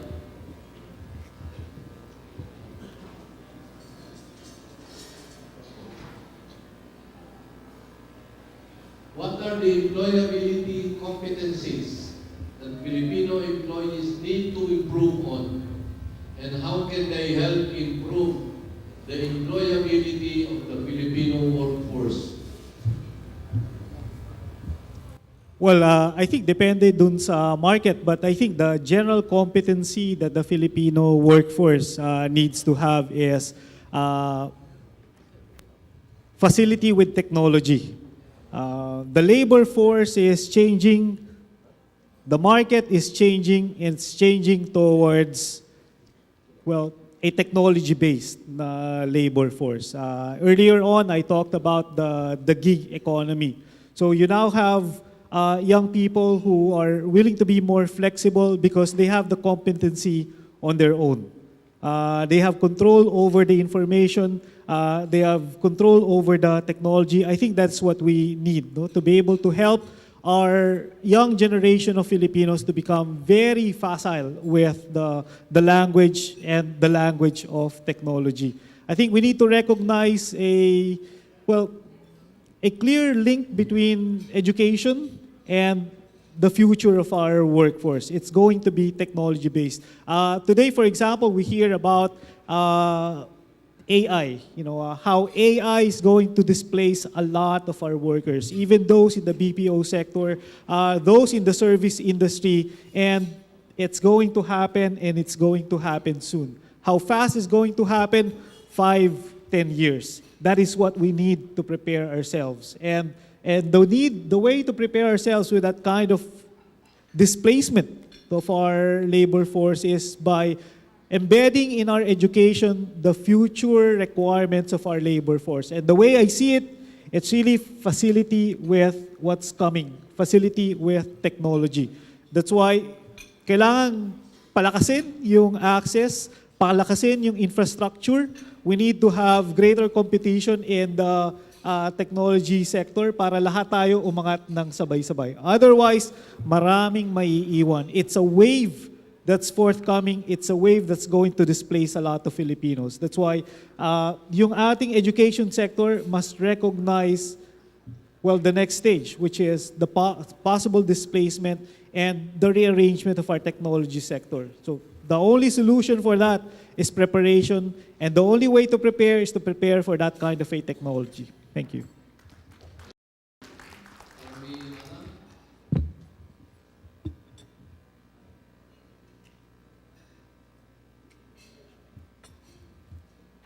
Inflation has increased the family living wage needed for meeting basic needs to 979 pesos for a family of 5 and 1,175 pesos for a family of 6 in the NCR as of June 2018, according to report by Ibon Foundation. The NCR nominal minimum wage is at 512.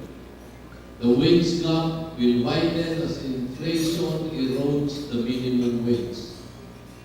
How will you address this widening gap? Napaganda ng tanong. Pero hindi lang 512, 537 tayo ngayon sa NCR. Worst, at least ang cited lang dito is NCR. Pero may mga regions pa tayo, tumatanggap lang ng 290, 310. Kaya nga sinasabi natin, there should be pagkapantay-pantay, o tinatawag namin na nationalization nga ng minimum wage. That's the only way by which ma-address natin yung malaking discrepancy doon sa pasahod muna. Now, to prevent o para ma-address yung lalong lumalaking gap between the actual wage at saka yung supposedly amount na dapat matatanggap ng ating manggagawa to decently survive. Hindi lang shall we say, because the mandate of the Constitution is living wage for the workers.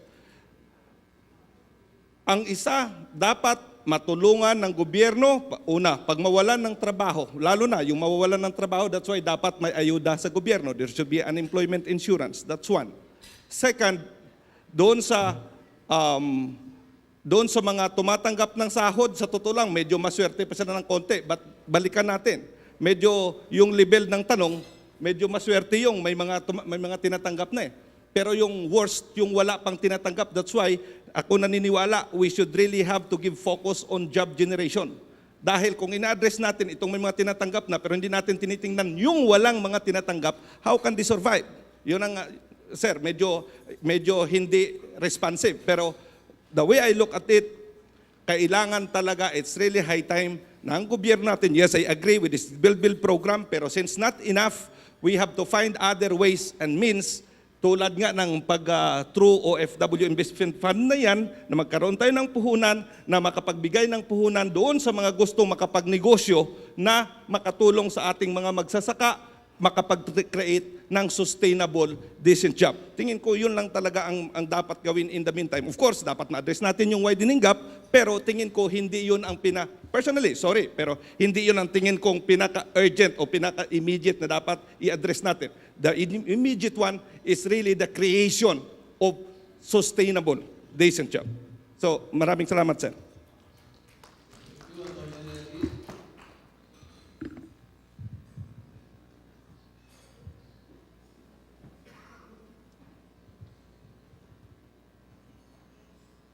The Philippines has a land area of 30 million hectares, of which 9,600 hectares is considered as agricultural land, and prime agricultural lands are located around the rural and less populated areas.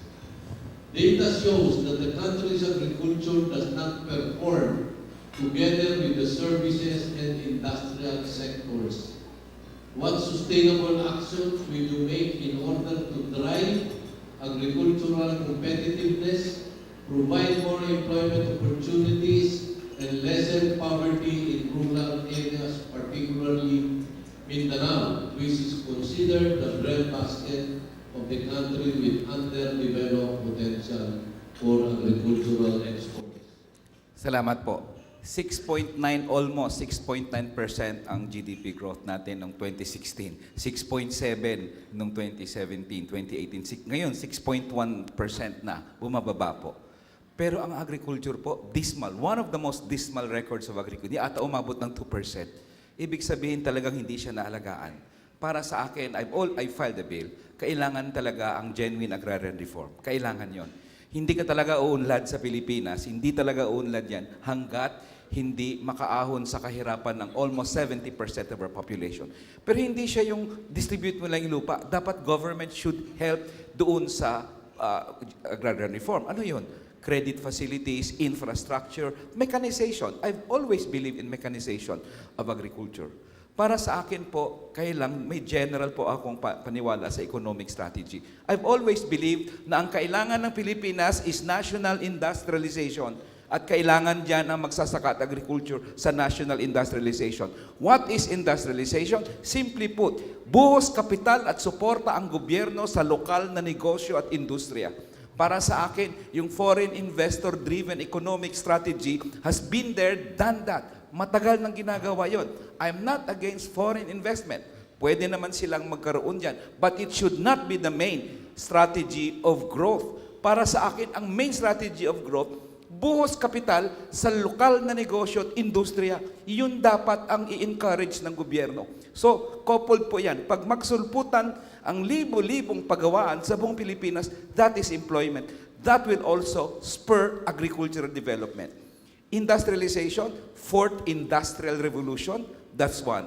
Pag-process natin ng big data projects. But ako may traditional akong industrialization, steel industry and other industries, manufacturing. Lahat ito ang agriculture natin.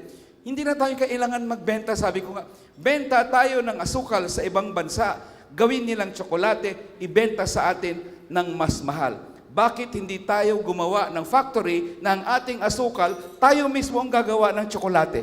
That is the link between industry and agriculture. Para sa akin, yan ang magde-develop niyan. Mechanization, very important.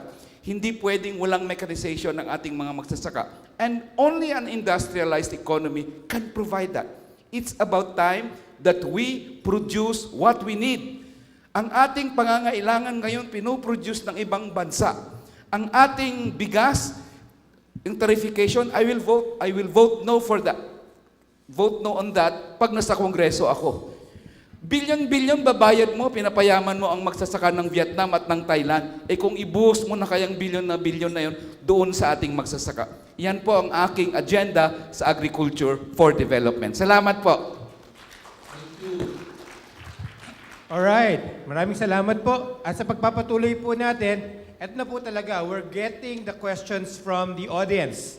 We gathered the Senatorial Forum Committee, they gathered all the questions, they screened it. At ang balita ko, nasa kamay siya lahat ni Edie Rene. Nasa iba lahat ng mga questions sila. Okay. Anonymous, Para ba sa lahat yan? Para sa lahat? And gano'n rin po. what are your programs for farmers, fisher folks, and regarding the environment? Ganun din po, 3 minutes tayo. Sino po gusto magsimula? Attorney Shell? Okay. Program for farmers, fisher folk, and the environment. Unahin ko muna yung aking environmental platform. Ako po ay naniniwala sa renewable energy. Palagay ko at panahon na iwanan na natin ang fossil fuel dependence natin. Because we cannot thrive, we cannot have a sustainable environment if we rely still on coal. Ang problema natin ay we are locked in to coal contracts that are up to 25 years in length. It's about the time that the government look into this and do something about it. Second, yung issue po sa environment as far as mining is concerned, of course, we would probably expect that I am in favor of responsible mining. I want to have a total but not a permanent ban on mining until the enforcement mechanisms are in place.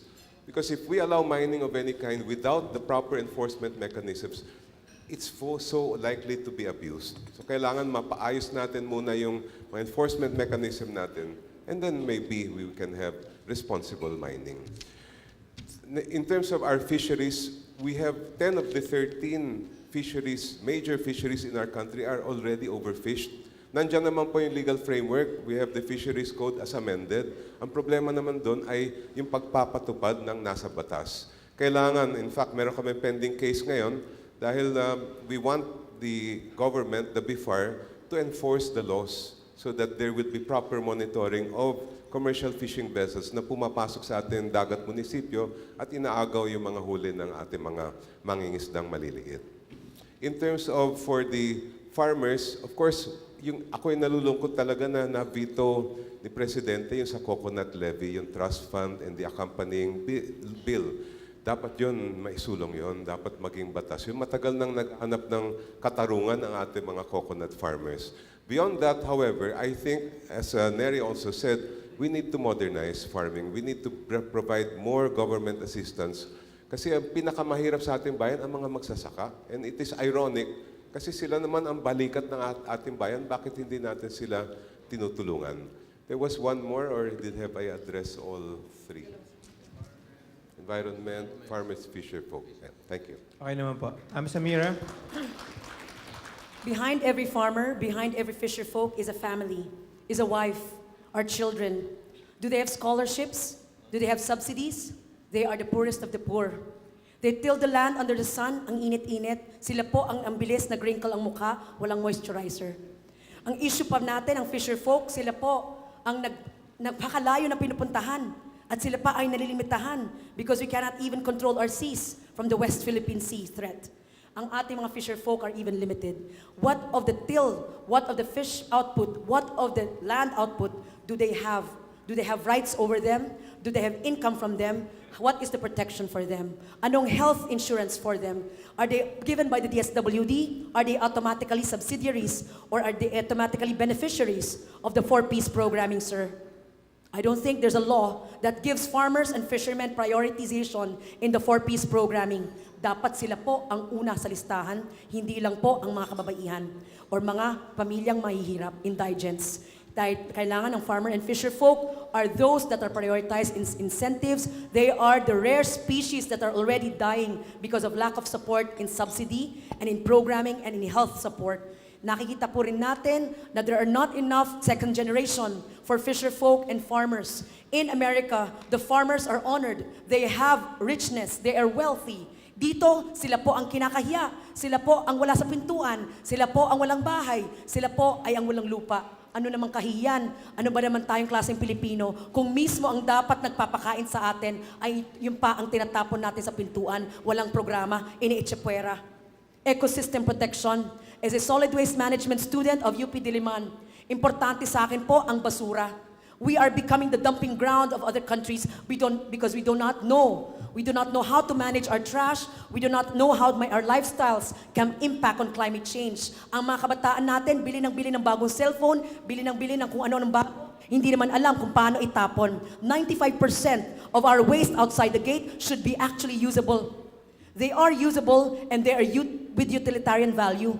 Paano natin i-increase ang ating usability of our garbage so that it doesn't contribute to landfills that are usable, that are contributing to carbon emission, that are contributing to pollution, that are contributing to climate change. That's why napakainit na ng Pilipinas, tropical country pa naman tayo. Importante po, solid waste management, 9003, RA, i-actualize, talagang totohanin, penalize LGUs, barangays that are not having solid waste management plan to the core. The young people, tayo mga pamilya, dapat i-integrate na natin sa sarili natin. May connection tayo sa environment. We have a connection to the air that we breathe. We have a connection to the land that we till. Salamat po. Nag-import tayo ng bigas. Anong impact sa farmers? Grabe. Nag-import na nga ng galunggong. Wala na tayong isda dito. Sabi ko, pag mag-import na tayo ng pandesal, malala talaga ekonomiya natin. Para sa akin po, dapat ang gobyerno buhos talaga ng pondo dito. For example, sa magsasaka, palagi rice tariffication. Ano ang produksyon noong 2017? 19 million metric tons ang pinroduce ng ating palay noong 2017. Magkano ang nabili ng NFA? Hindi nga umabot ng 100,000 metric tons. Ibig sabihin, 19 million nabili ng rice traders and cartels. Kaya talagang tataas ang presyo ng bigas. Kasi kontrolado ng cartel yan. So for me, bakit mo hindi bigyan ang NFA bumili ng malaki doon sa mga magsasaka?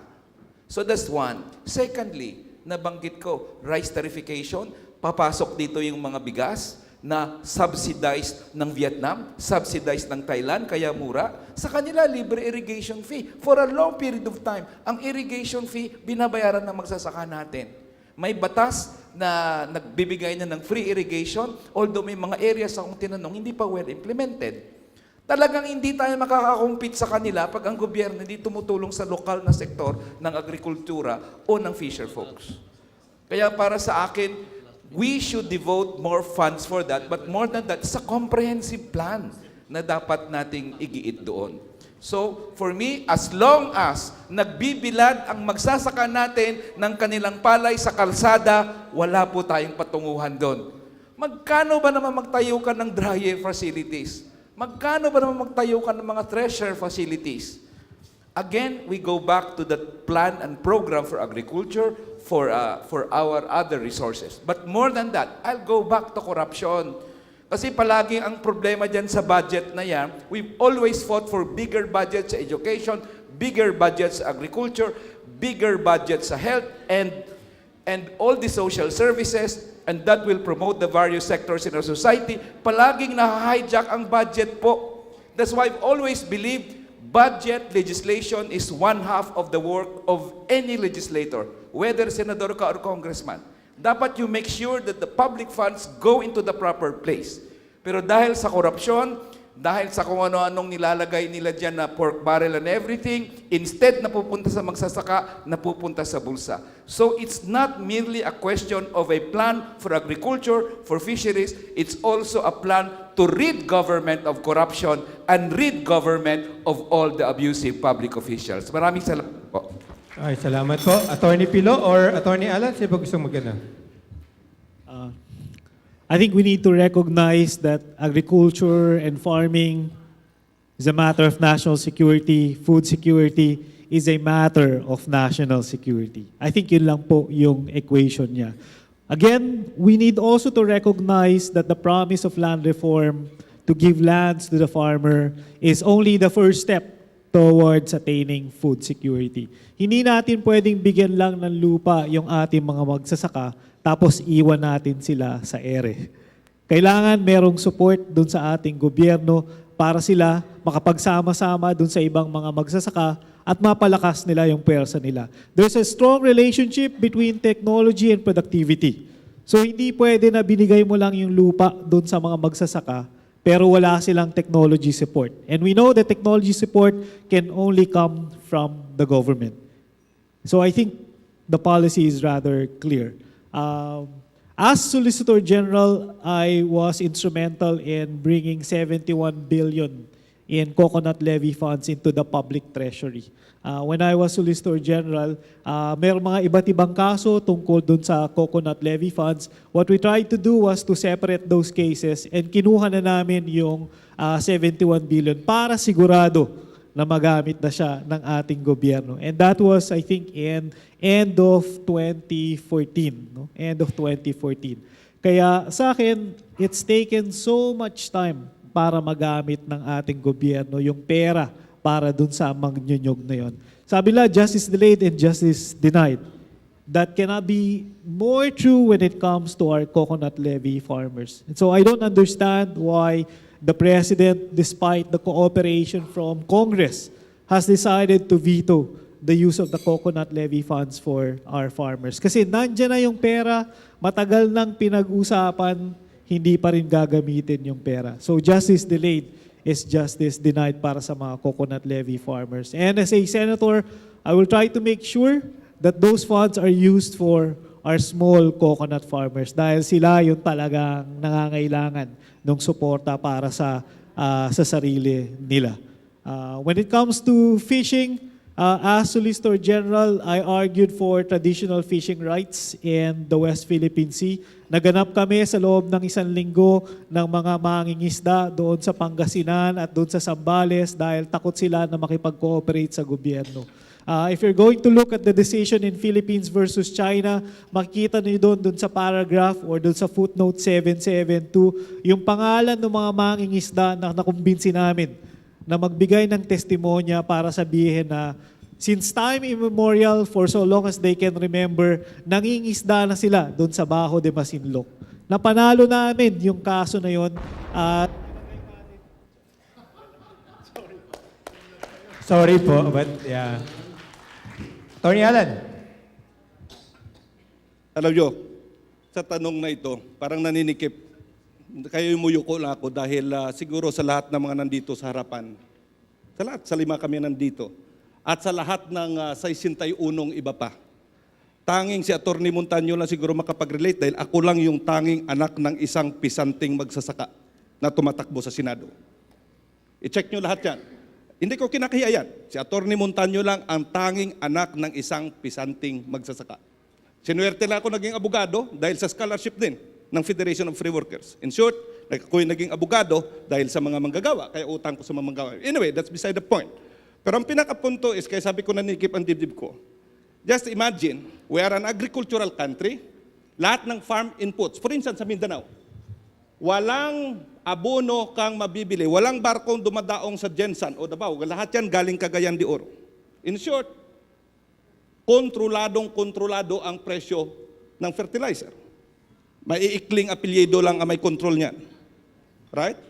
Wala ring price control pagdating sa mga herbicides, pesticides.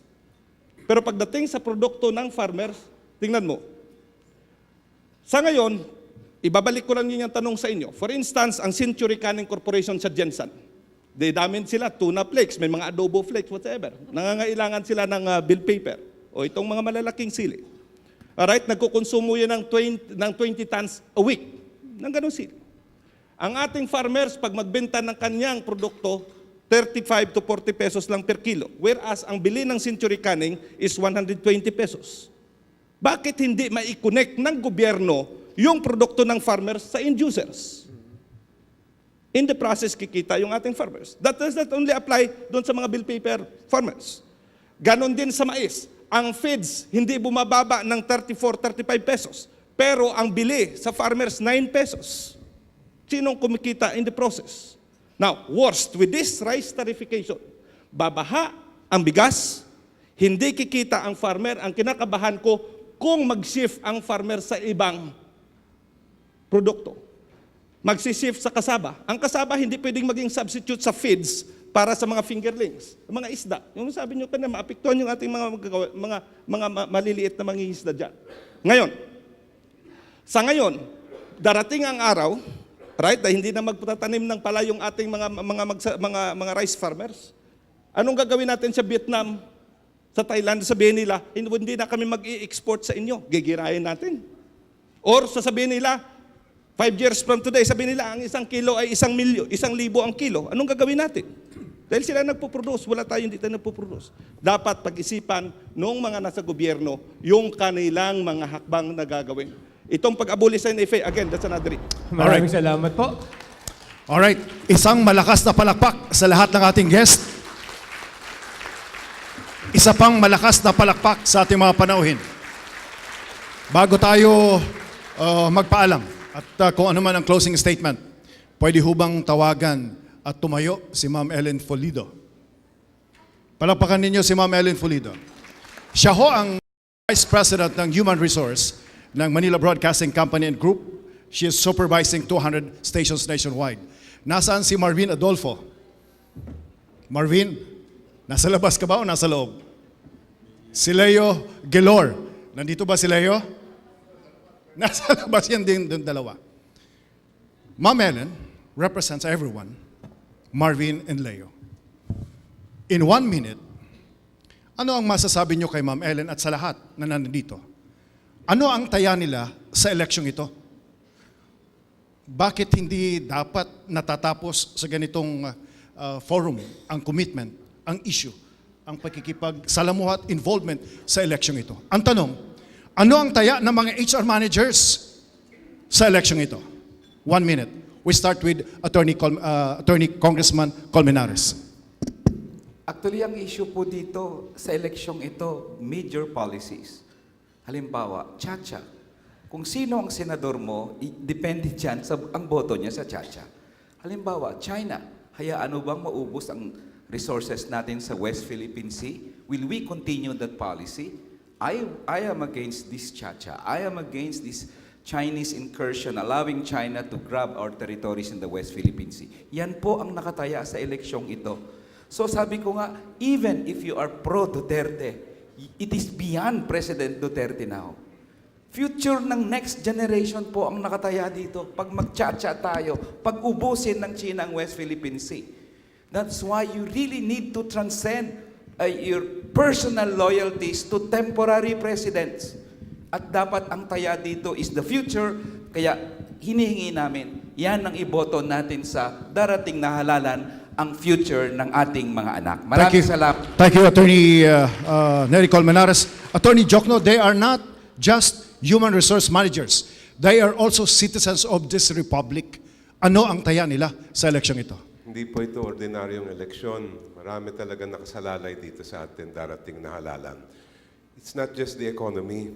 It's our territory, our sovereignty. It's even our democracy. Kasi unti-unting nawawala yung mga institusyon na dapat ay itaguyod ang ating demokrasya.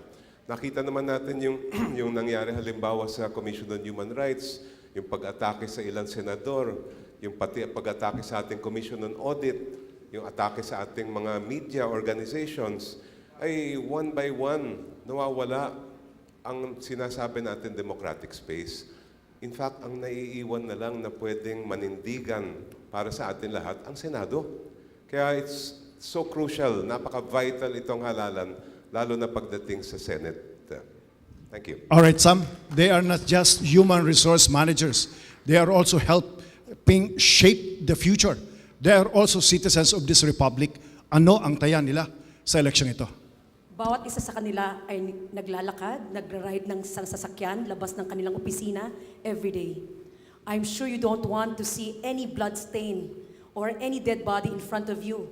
in the traffic or in the street, you are a parent, you are a family person, you are a pro-life person.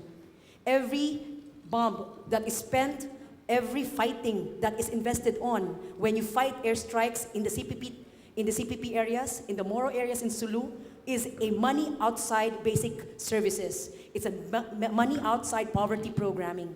When you invest in airstrikes against Mindanao, martial law force, you also put money away from the needed services para sa ating bansa. Importante po, you as HR managers, you're making a decision for a country where the priorities are. I am Mindanaoan, I am Filipino. Like you, our issues are valid. You are also one with us. Ang sakit ng kalingkingan ay sakit ng buong katawan. Thank you, Sam. Attorney Helbay, they are not just human resource managers. They are also helping shape the landscape of human capital, foundation ng economic development. Ano ang taya nila sa election ito? Sa totoo lang, walang pinagkaibang taya nyo sa taya ng mga ordinaryong Pilipino. But you have better access to information, more information than everybody else. I've never had to apply for any job. Sa totoo lang po. But I've always seen public service both as a form of sacrifice and as a form of privilege. My entire professional life has been lived in the public sector, and I have decided to run for public office because I think this is the right thing to do. Everybody said, you have a lot of ideas, you have a lot of things to say, you are a fresh voice, and I decided today to make that sacrifice. And it's a sacrifice that I'm willing to make because it's the right thing to do. And I'm hoping, as people who know a lot of people, you make everyone aware of our candidacies. Thank you and good afternoon. Thank you, Attorney Helbay. Attorney Montano, beyond corporate interest and labor relations and human resource development, ano ang taya nila sa election ito?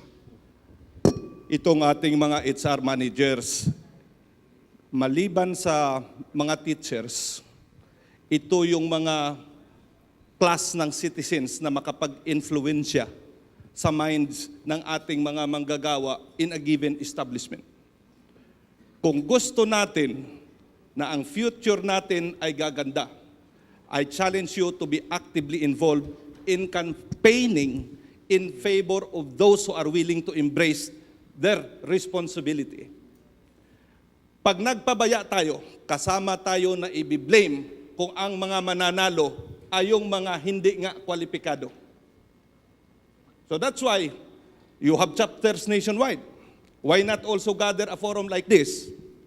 Educate our voters, challenge those candidates to face those voters. Tulad lang nito kasimple, para mabigyan sila ng magkakataon, may engage yung mga kandidato. Maraming salamat.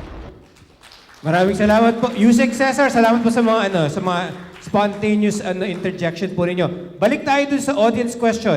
Idi Rene. Dalawa na lang ito, pero same topic. One was addressed to Attorney Montano, to all candidates, but especially to Attorney Montano, coming from Attorney JBJ. Si Attorney... Hindi ba si JBJ? And then all the others are, ang nalalapit na lang together, medyo mahaba eh. Okay.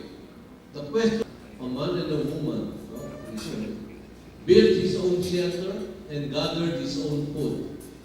As society progressed, he specialized and relied on others for his other needs. This is similar with companies today. A company cannot undertake the entire value chain. It relies on other companies for activities it has no expertise in. The question, number one, is it not enough that service providers are required to only hire workers as their regular employees and pay them at least the minimum benefits required by law?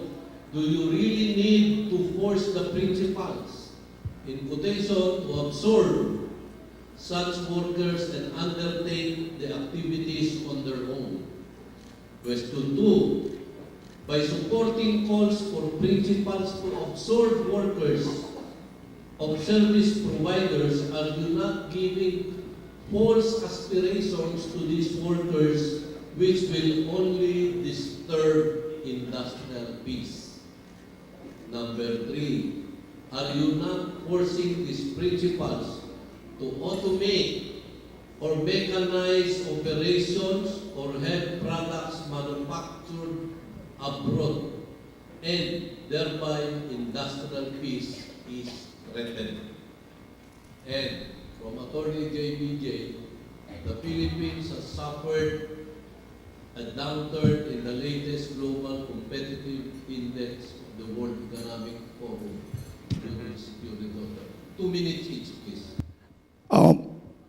For the first time, ako na rin na mag-take ng call dito. So long as merong trilateral relationship na nag-i-exist, yan, you brought about by this, by existence of this labor contractor, service provider, subcontractor, etc. Ito lang kasimple yun, boss.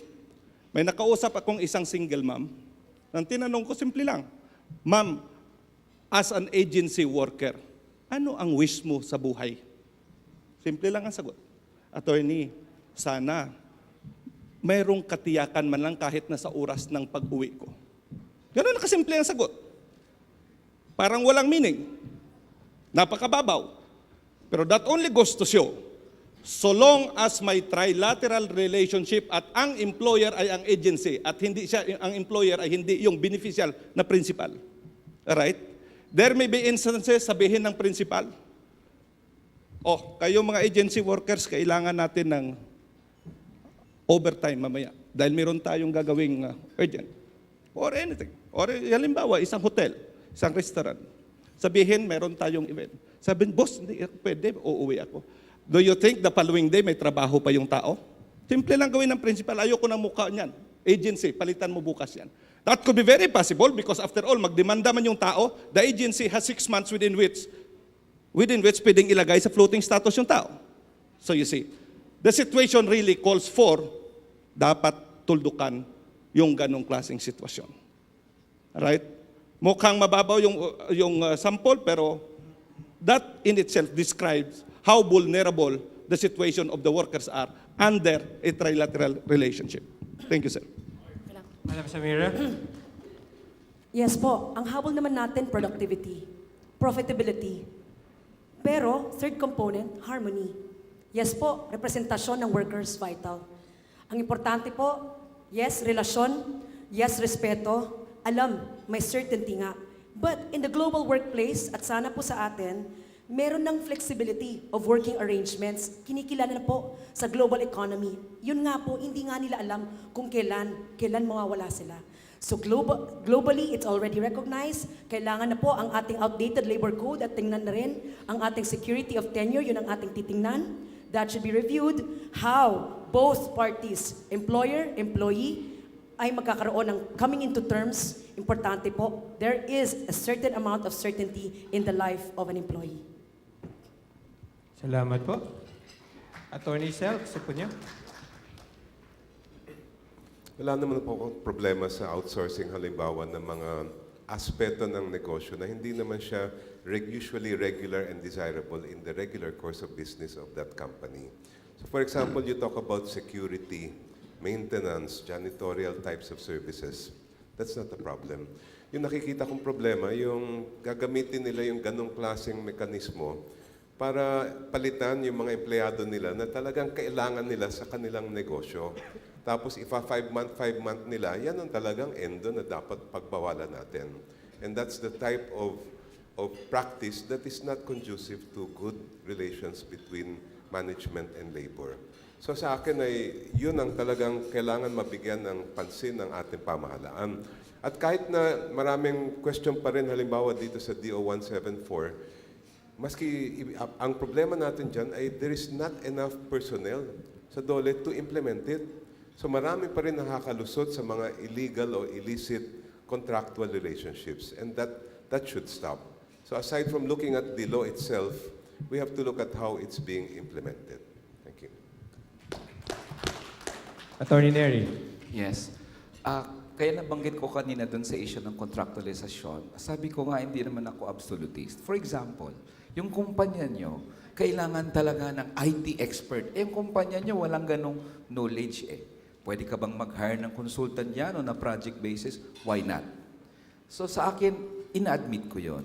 Pero siguro, hindi naman pwedeng sabihin, wala kaming alam sa janitorial. Sabi ko nga, wala kaming alam sa security guard. Kasi, companies hired these people before. I can understand highly technical needs na hindi ma-provide ng company. So dapat po may flexibility po tayo dyan. But ang no-no talaga, of course, is 555. I'm sure all of you, whatever your opinion is, itong 555, something that must not be allowed to exist. So ngayon, may nabanggit sa number, bumaba tayo sa World Economic Forum on competitiveness. Kita mo naman, ano ang reason doon? Ang reason doon is mga institutions natin like health, infrastructure. Yun naman ang rason ba't bumagsak tayo doon Number 56 tayo out of 140. Sabi ng iba, okay na yung 56. O kung nilalampasan tayo ng Thailand, nilalampasan tayo ng Indonesia, hindi katanggap-tanggap sa akin yon. And I'm sure sa inyo rin. So, health, magkanong kinaltas sa 29 budget? 29 budget, health. About 30 billion pesos. Why are we doing this? Nag-self-flagellation tayo dito. So, ang solusyon talaga po dyan, homicide pala, one reason, ba't bumaba ang competitiveness natin, malaki ang homicide natin sa Pilipinas. So, ibig ko lang sabihin, as senators, we can do something about this. We can be very fair in treating the needs of our people without destroying business. Alright, Attorney Pilo. I think yung problema dun sa security of tenure is the abuse of the labor code. Yung labor code natin has very general definition and parang nagagamit yung vague definitions of the labor code to abuse the relationship between the workers and their employers. I think kaya naman paulit-ulit yung issue tungkol sa ENDO, tungkol dun sa contractualization dahil meron talagang groundswell ng complaints. And yung pangako ng ating saligang batas, so those who have less in life should have more in law, hindi natutupad. There's a relationship between productivity and worker dignity. Alam natin yan. Minsan parang mga gustong itanong, paano kung kayo nasa kabilang side? Would you accept those terms of employment? So I think there's an element of fairness na kailangang i-address. I think we need to redefine our labor code para talagang malaman natin sino ba talaga yung mga empleyado na kailangan, necessary, or desirable in the business of an employer. Para kung malinaw yung definition, walang masyadong makakalusot. Kung malinaw yung mga definition, hindi tayo nagbibigay ng unreasonable na expectations dun sa mga ating empleyado. Pero kung hindi malinaw yung definition na yan, and I think that's crucial for the security of our employees and for the peace of mind of our employers, magkakaroon ng abuse. And pag magkakaroon ng abuse, yung unequal power relationship, yun yung magdodominate. I think that's a key point of all the candidates here, that an element of fairness be introduced into the law, and the way to do that is by clarifying the rules. Dahil kung malinaw yung rules, mababawasan yung abuso. Thank you. Maraming salamat po. May follow-up po ba? Wala na po. Bago po tayo magtapos, gusto lang po namin sabihin napakalaking salamat po for just taking time. We really appreciate you attending this forum. Palakpakan ulit natin ating mga senatorial candidates. Meron po kayong 1 minute and 30 seconds to give a closing statement. Ladies first. Sige po, ma'am. Samira Gutok po. Proteksyon, hindi agresyon. Representasyon, hindi eksklusyon. Mga babae, dapat membro ng board of directors ng mga kumpanya. We want women to be more employed in the employment sector. Sadly, we are less than half of the employed sector, 38% only. My issue is as relevant as any mother's or any family. We want to be part. We want to earn the rightful share. Sa akin po ay peace, kapayapaan, susi sa pag-uunlad. Kailangan po ang ating kababayan, mga mahihirap, not just in the NCR, Baseco, or the informal settlers are looked into, pati sa ating mga probinsya, sa ating Mindanao. Mindanao's development contributes to national development. Mindanao's backwardness will contribute to the country's backwardness. Importante, konektado na. Wi-Fi connectivity, economic interconnectivity, mass transit kung kailangan, pero decongest Metro Manila. Bring the jobs to the provinces. Give us also the rightful share from what the privileges are in the NCR, in the Ayala workplace, or in the companies. We appeal to the HR to have diversity in your workplace, employ more people from other cultures, employ more people from the provinces, and you'll learn things you never knew, sabi ni Pocahontas. Samira Gutok, 44 years old, tutok sa kababaihan, tutok sa kabataan, tutok sa pamilyang Pilipino. Ang gandang hapon po. Miss Samira Gutok, salamat po. Sino pong gusto maging next? Attorney Shell. Joke, no? Maraming nagtatanong kung bakit ako sumasabak dito sa magulong mundo ng politika. Sabi nga ng kaibigan ko marami ka naman natutulungan bilang abogado ng mga inaapi. Ba't ka papapasok dyan? Simple lang naman ang aking sagot. Hustisya. Maraming pumukha ang hustisya sa ating bayan. Meron tayong justice sa courts, meron tayong climate justice, meron tayong economic justice, meron tayong social justice, pati ang cultural gender justice meron din. Pero itong sasabihin ko sa inyo, napakapalugtot. Nawawala na yung mic ko. Ito po ang sasabihin ko sa inyo, napakabaluktot ng hustisya sa ating bayan. Kahit anong klaseng justice pa ang pinag-uusapan natin. Kaya lang, hindi ito binibigyan ng pansin ng ating pamahalaan. Gusto nila yung ngayong na status quo dahil nakakalusot ang nangungurap, nakakalusot ang nandadarambong at hindi nabibigyan ng kapangyarihan yung mahihirap at nasa laylayan ng ating lipunan. At yun ang gusto kong dalhin na issue sa itong darating na halalan. Kailangan merong makikipagtanggol para sa hustisya, magtatanggol para sa mga walang boses sa ating bayan, at ako'y handang-handang maglingkod bilang boses ng katarungan. Magandang hapon po sa inyong lahat. Maraming salamat, Attorney Diokno. Sino po mag-isunod? Attorney Pilo Hilbay. Good afternoon to everyone. I'm very happy to address human resources practitioners. I am Pilo Hilbay, and I'm running for the Senate. I've seen different worlds. I was born and raised in Tondo from a very simple family. My mom graduated from grade 6. My dad graduated from high school. Up until I was 30 years old, kahit abogado na ako, sa Tondo pa rin ako nakatira. I have seen the world of poverty. I've also seen the world of the university. I am a scholar ng bayan, and I decided as a lawyer that you can practice law and at the same time invest in the future. And you can invest by teaching future generations of lawyers. I've also seen the world of power. I'm the youngest Solicitor General. I served for 2 years. I fought for women. I fought for the cocoa levy farmers. I was agent in the country's case in Philippines versus China. My entire life has been in public service. And I think importante din yung mga tumatakbo na iba't ibang mundo yung nakita. And I think that's also a requirement for a Senator of the Republic. Again, Pilo Hilbay, number 37 sa balota. Salamat po. Salamat po. Attorney Nery Colmenares, kasi po niya. Okay. Track record po. Maraming kandidato ang iikot sa Pilipinas. Ako'y makamanggagawa, ako'y mahirap, ako'y maka-environment, maka-women. Pero ang tanong po natin sa lahat ng kandidato, sinasabi mo lang ba yan dahil eleksyon? Pero before this, never kang naging bahagi sa laban ng mahihirap. Ako po, I can look you straight sa mata nyo at sabihin ko, nag-file ako ng bill, idagdagan ng pensyon, taasan ng sahod. Nag-file ako ng bill para sa pagbababa ng presyo, tanggalin ang VAT sa kuryente, tubig at langis. Nag-file po ako ng kaso laban sa Korte Suprema. Nag-file po ako ng kaso sa Korte Suprema laban sa pinakamataas na dagdag singil ng Meralco noong 2013. Sinampaan ko ng kaso ang Smart at Globe dahil sa overcharging sa text. May kaso akong nakafile sa NTC, sa Smart, Globe, PLDT dahil sa mahal na mabagal pa na text at na internet dito sa buong Pilipinas.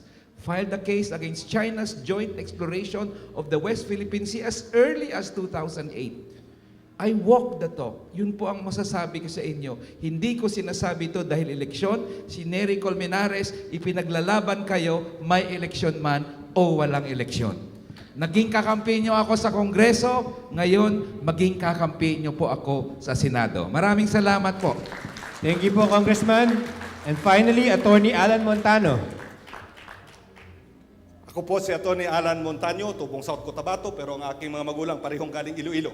Siguro nabanggit ko na kanina, sa lahat ng mga kumakandidato, tangang si Atty. Montaño lang ang anak ng isang pisanting magsasaka. I want to explain, dwell on that so much, pero ang ibig sabihin yan, walang ibang makapagsalita, walang ibang makapag-truly represent sa sector except somebody who really came from that sector. Ako'y naging abogado dahil din sa scholarship ng mga manggagawa. In my last 24 years, I fully dedicated my life in the labor movement. Mga kasamaan ko rito, andito si Atty. Bert Kim po, isa sa matagal sa National Tripartite Industrial Peace Council, pero tumagal sa NLRC yan, mas matagal ang aking serbisyo sa NTIPC. Meron na ako napansin dito kanina, sa Tripartite Voluntary Arbitration Advisory Council, tingin ko akong pinaka-longest serving, panahon pa ni Ira, panahon ni Gloria, hanggang itong pinakahuli. Ako po ay bahagi ng grupo na sumusulong ng adhikaing labor wing. Siguro marinig niyo yan. L, lumikha ng disenting trabaho. A, agrikultura at industriya palakasin. B, babaan ang presyo ng pangulahing bilihin. O, OFW defense and empowerment. R, regular na trabaho, tuldukan ng Indo. W, stands for wages, means nationalization of minimum wage. I, for insurance or unemployment insurance para sa mga nawawalan ng trabaho. And no to Chacha ni Gloria. We are favoring federalism, pero hindi doon sa paraan ni Gloria. Again, Atty. Montaño, number 49. Alright, maraming salamat po. Bago tayo magtapos, gusto ko lang pasalamatan at palakpakan natin yung mga moderators natin. Executive Director Rene Henner. Yusek Cesar Chavez, maraming salamat po for being with us right now. And kayo na po naalala niyo yung Mentimeter natin. And of course, Thank you. Boris Joaquin. It's my pleasure po. Ito po ang resulta ng ating Mentimeter mock election before the forum. Yan yung lumabas. Meron tayong resulta after the forum. Tama ba ako?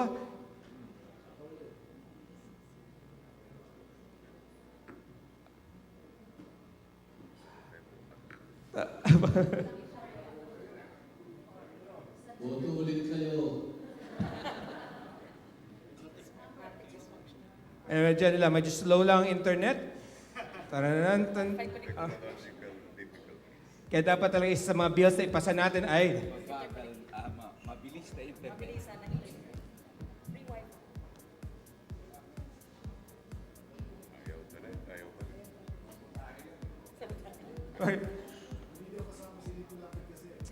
Yan, there you go.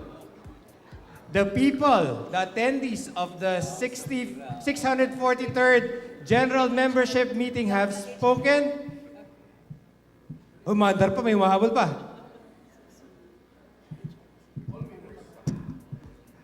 Everyone is a winner in this panel. Maraming pong salamat po muli. Maraming salamat po. God bless po in whatever endeavor po, whether the Senate. May God bless you in your good purposes for this country. Maraming salamat po ulit. Palakpakan po natin ating mga senatorial candidates.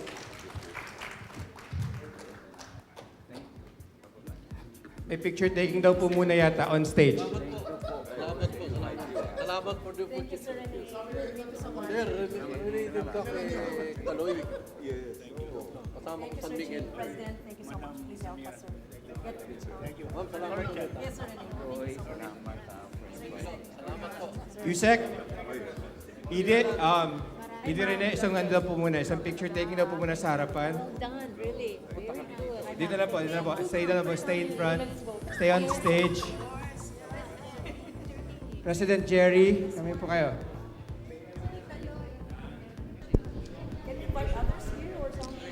Ladies and gentlemen, we will be having a raffle, so kindly drop your cards on the fish pile.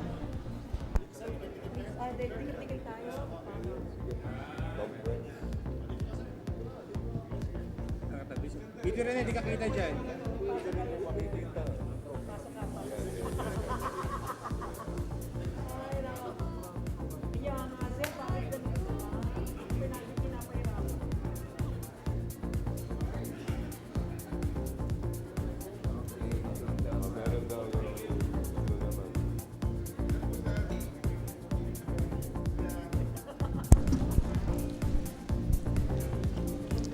One of our professional staffs is going around for your business card, so kindly drop it.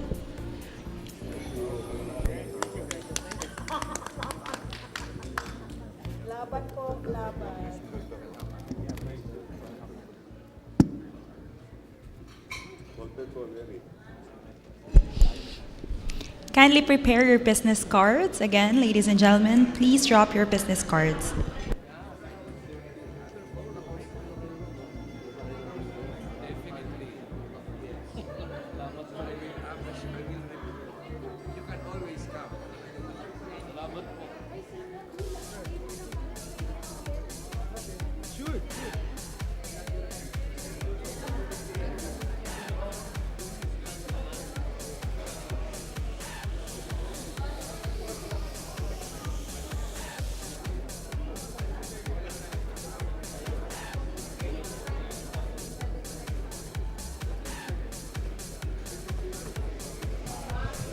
Hello, P-Mappers. Your business card, please. We're raffling the major award.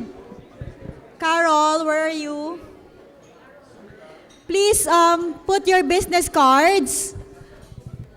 So the winners for Diamond Peel are Agnes Banoknok from Intellicare. Is Agnes here?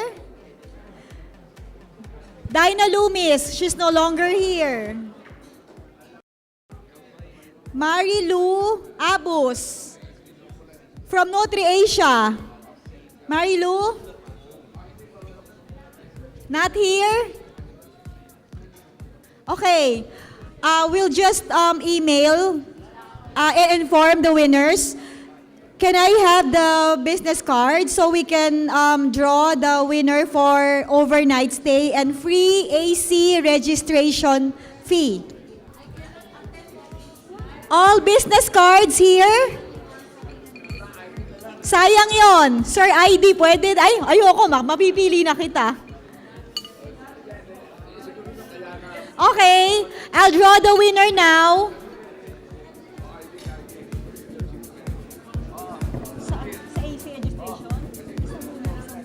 Time. Okay. Sorry. Business cards. Asa na si,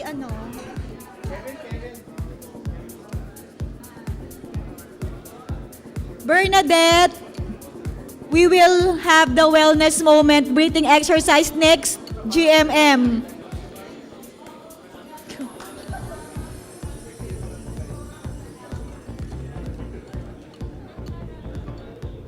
Isa na lang. Next time na lang. Okay. The winner is... Carol, hindi ko mabasa. Wala akong salas.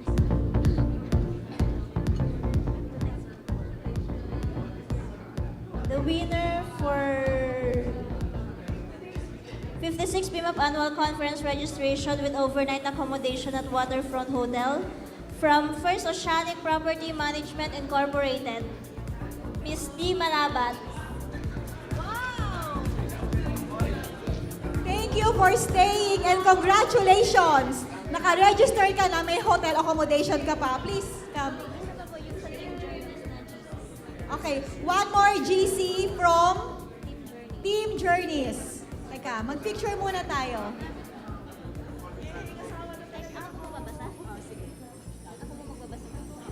For the GC from Team Journeys, from Forest Lake Development Incorporated, Miss Robilee Trasmonte.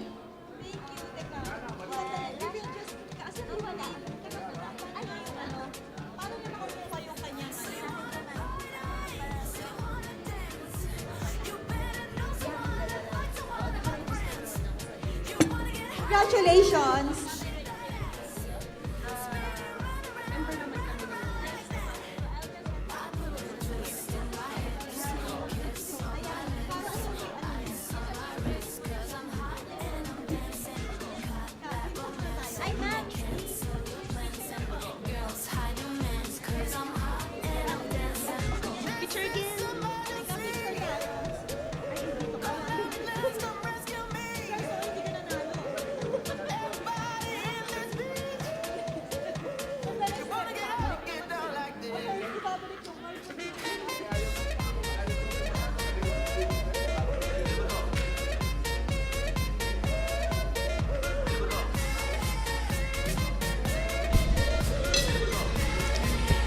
To adjourn the 643rd General Membership Meeting, may we call back on stage President Jerry A. Plana, DPM.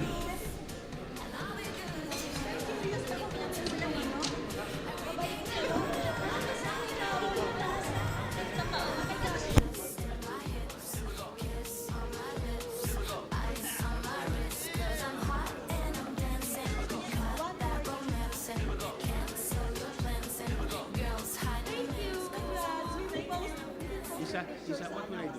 Thank you very much. Tinawag ako ni Carla.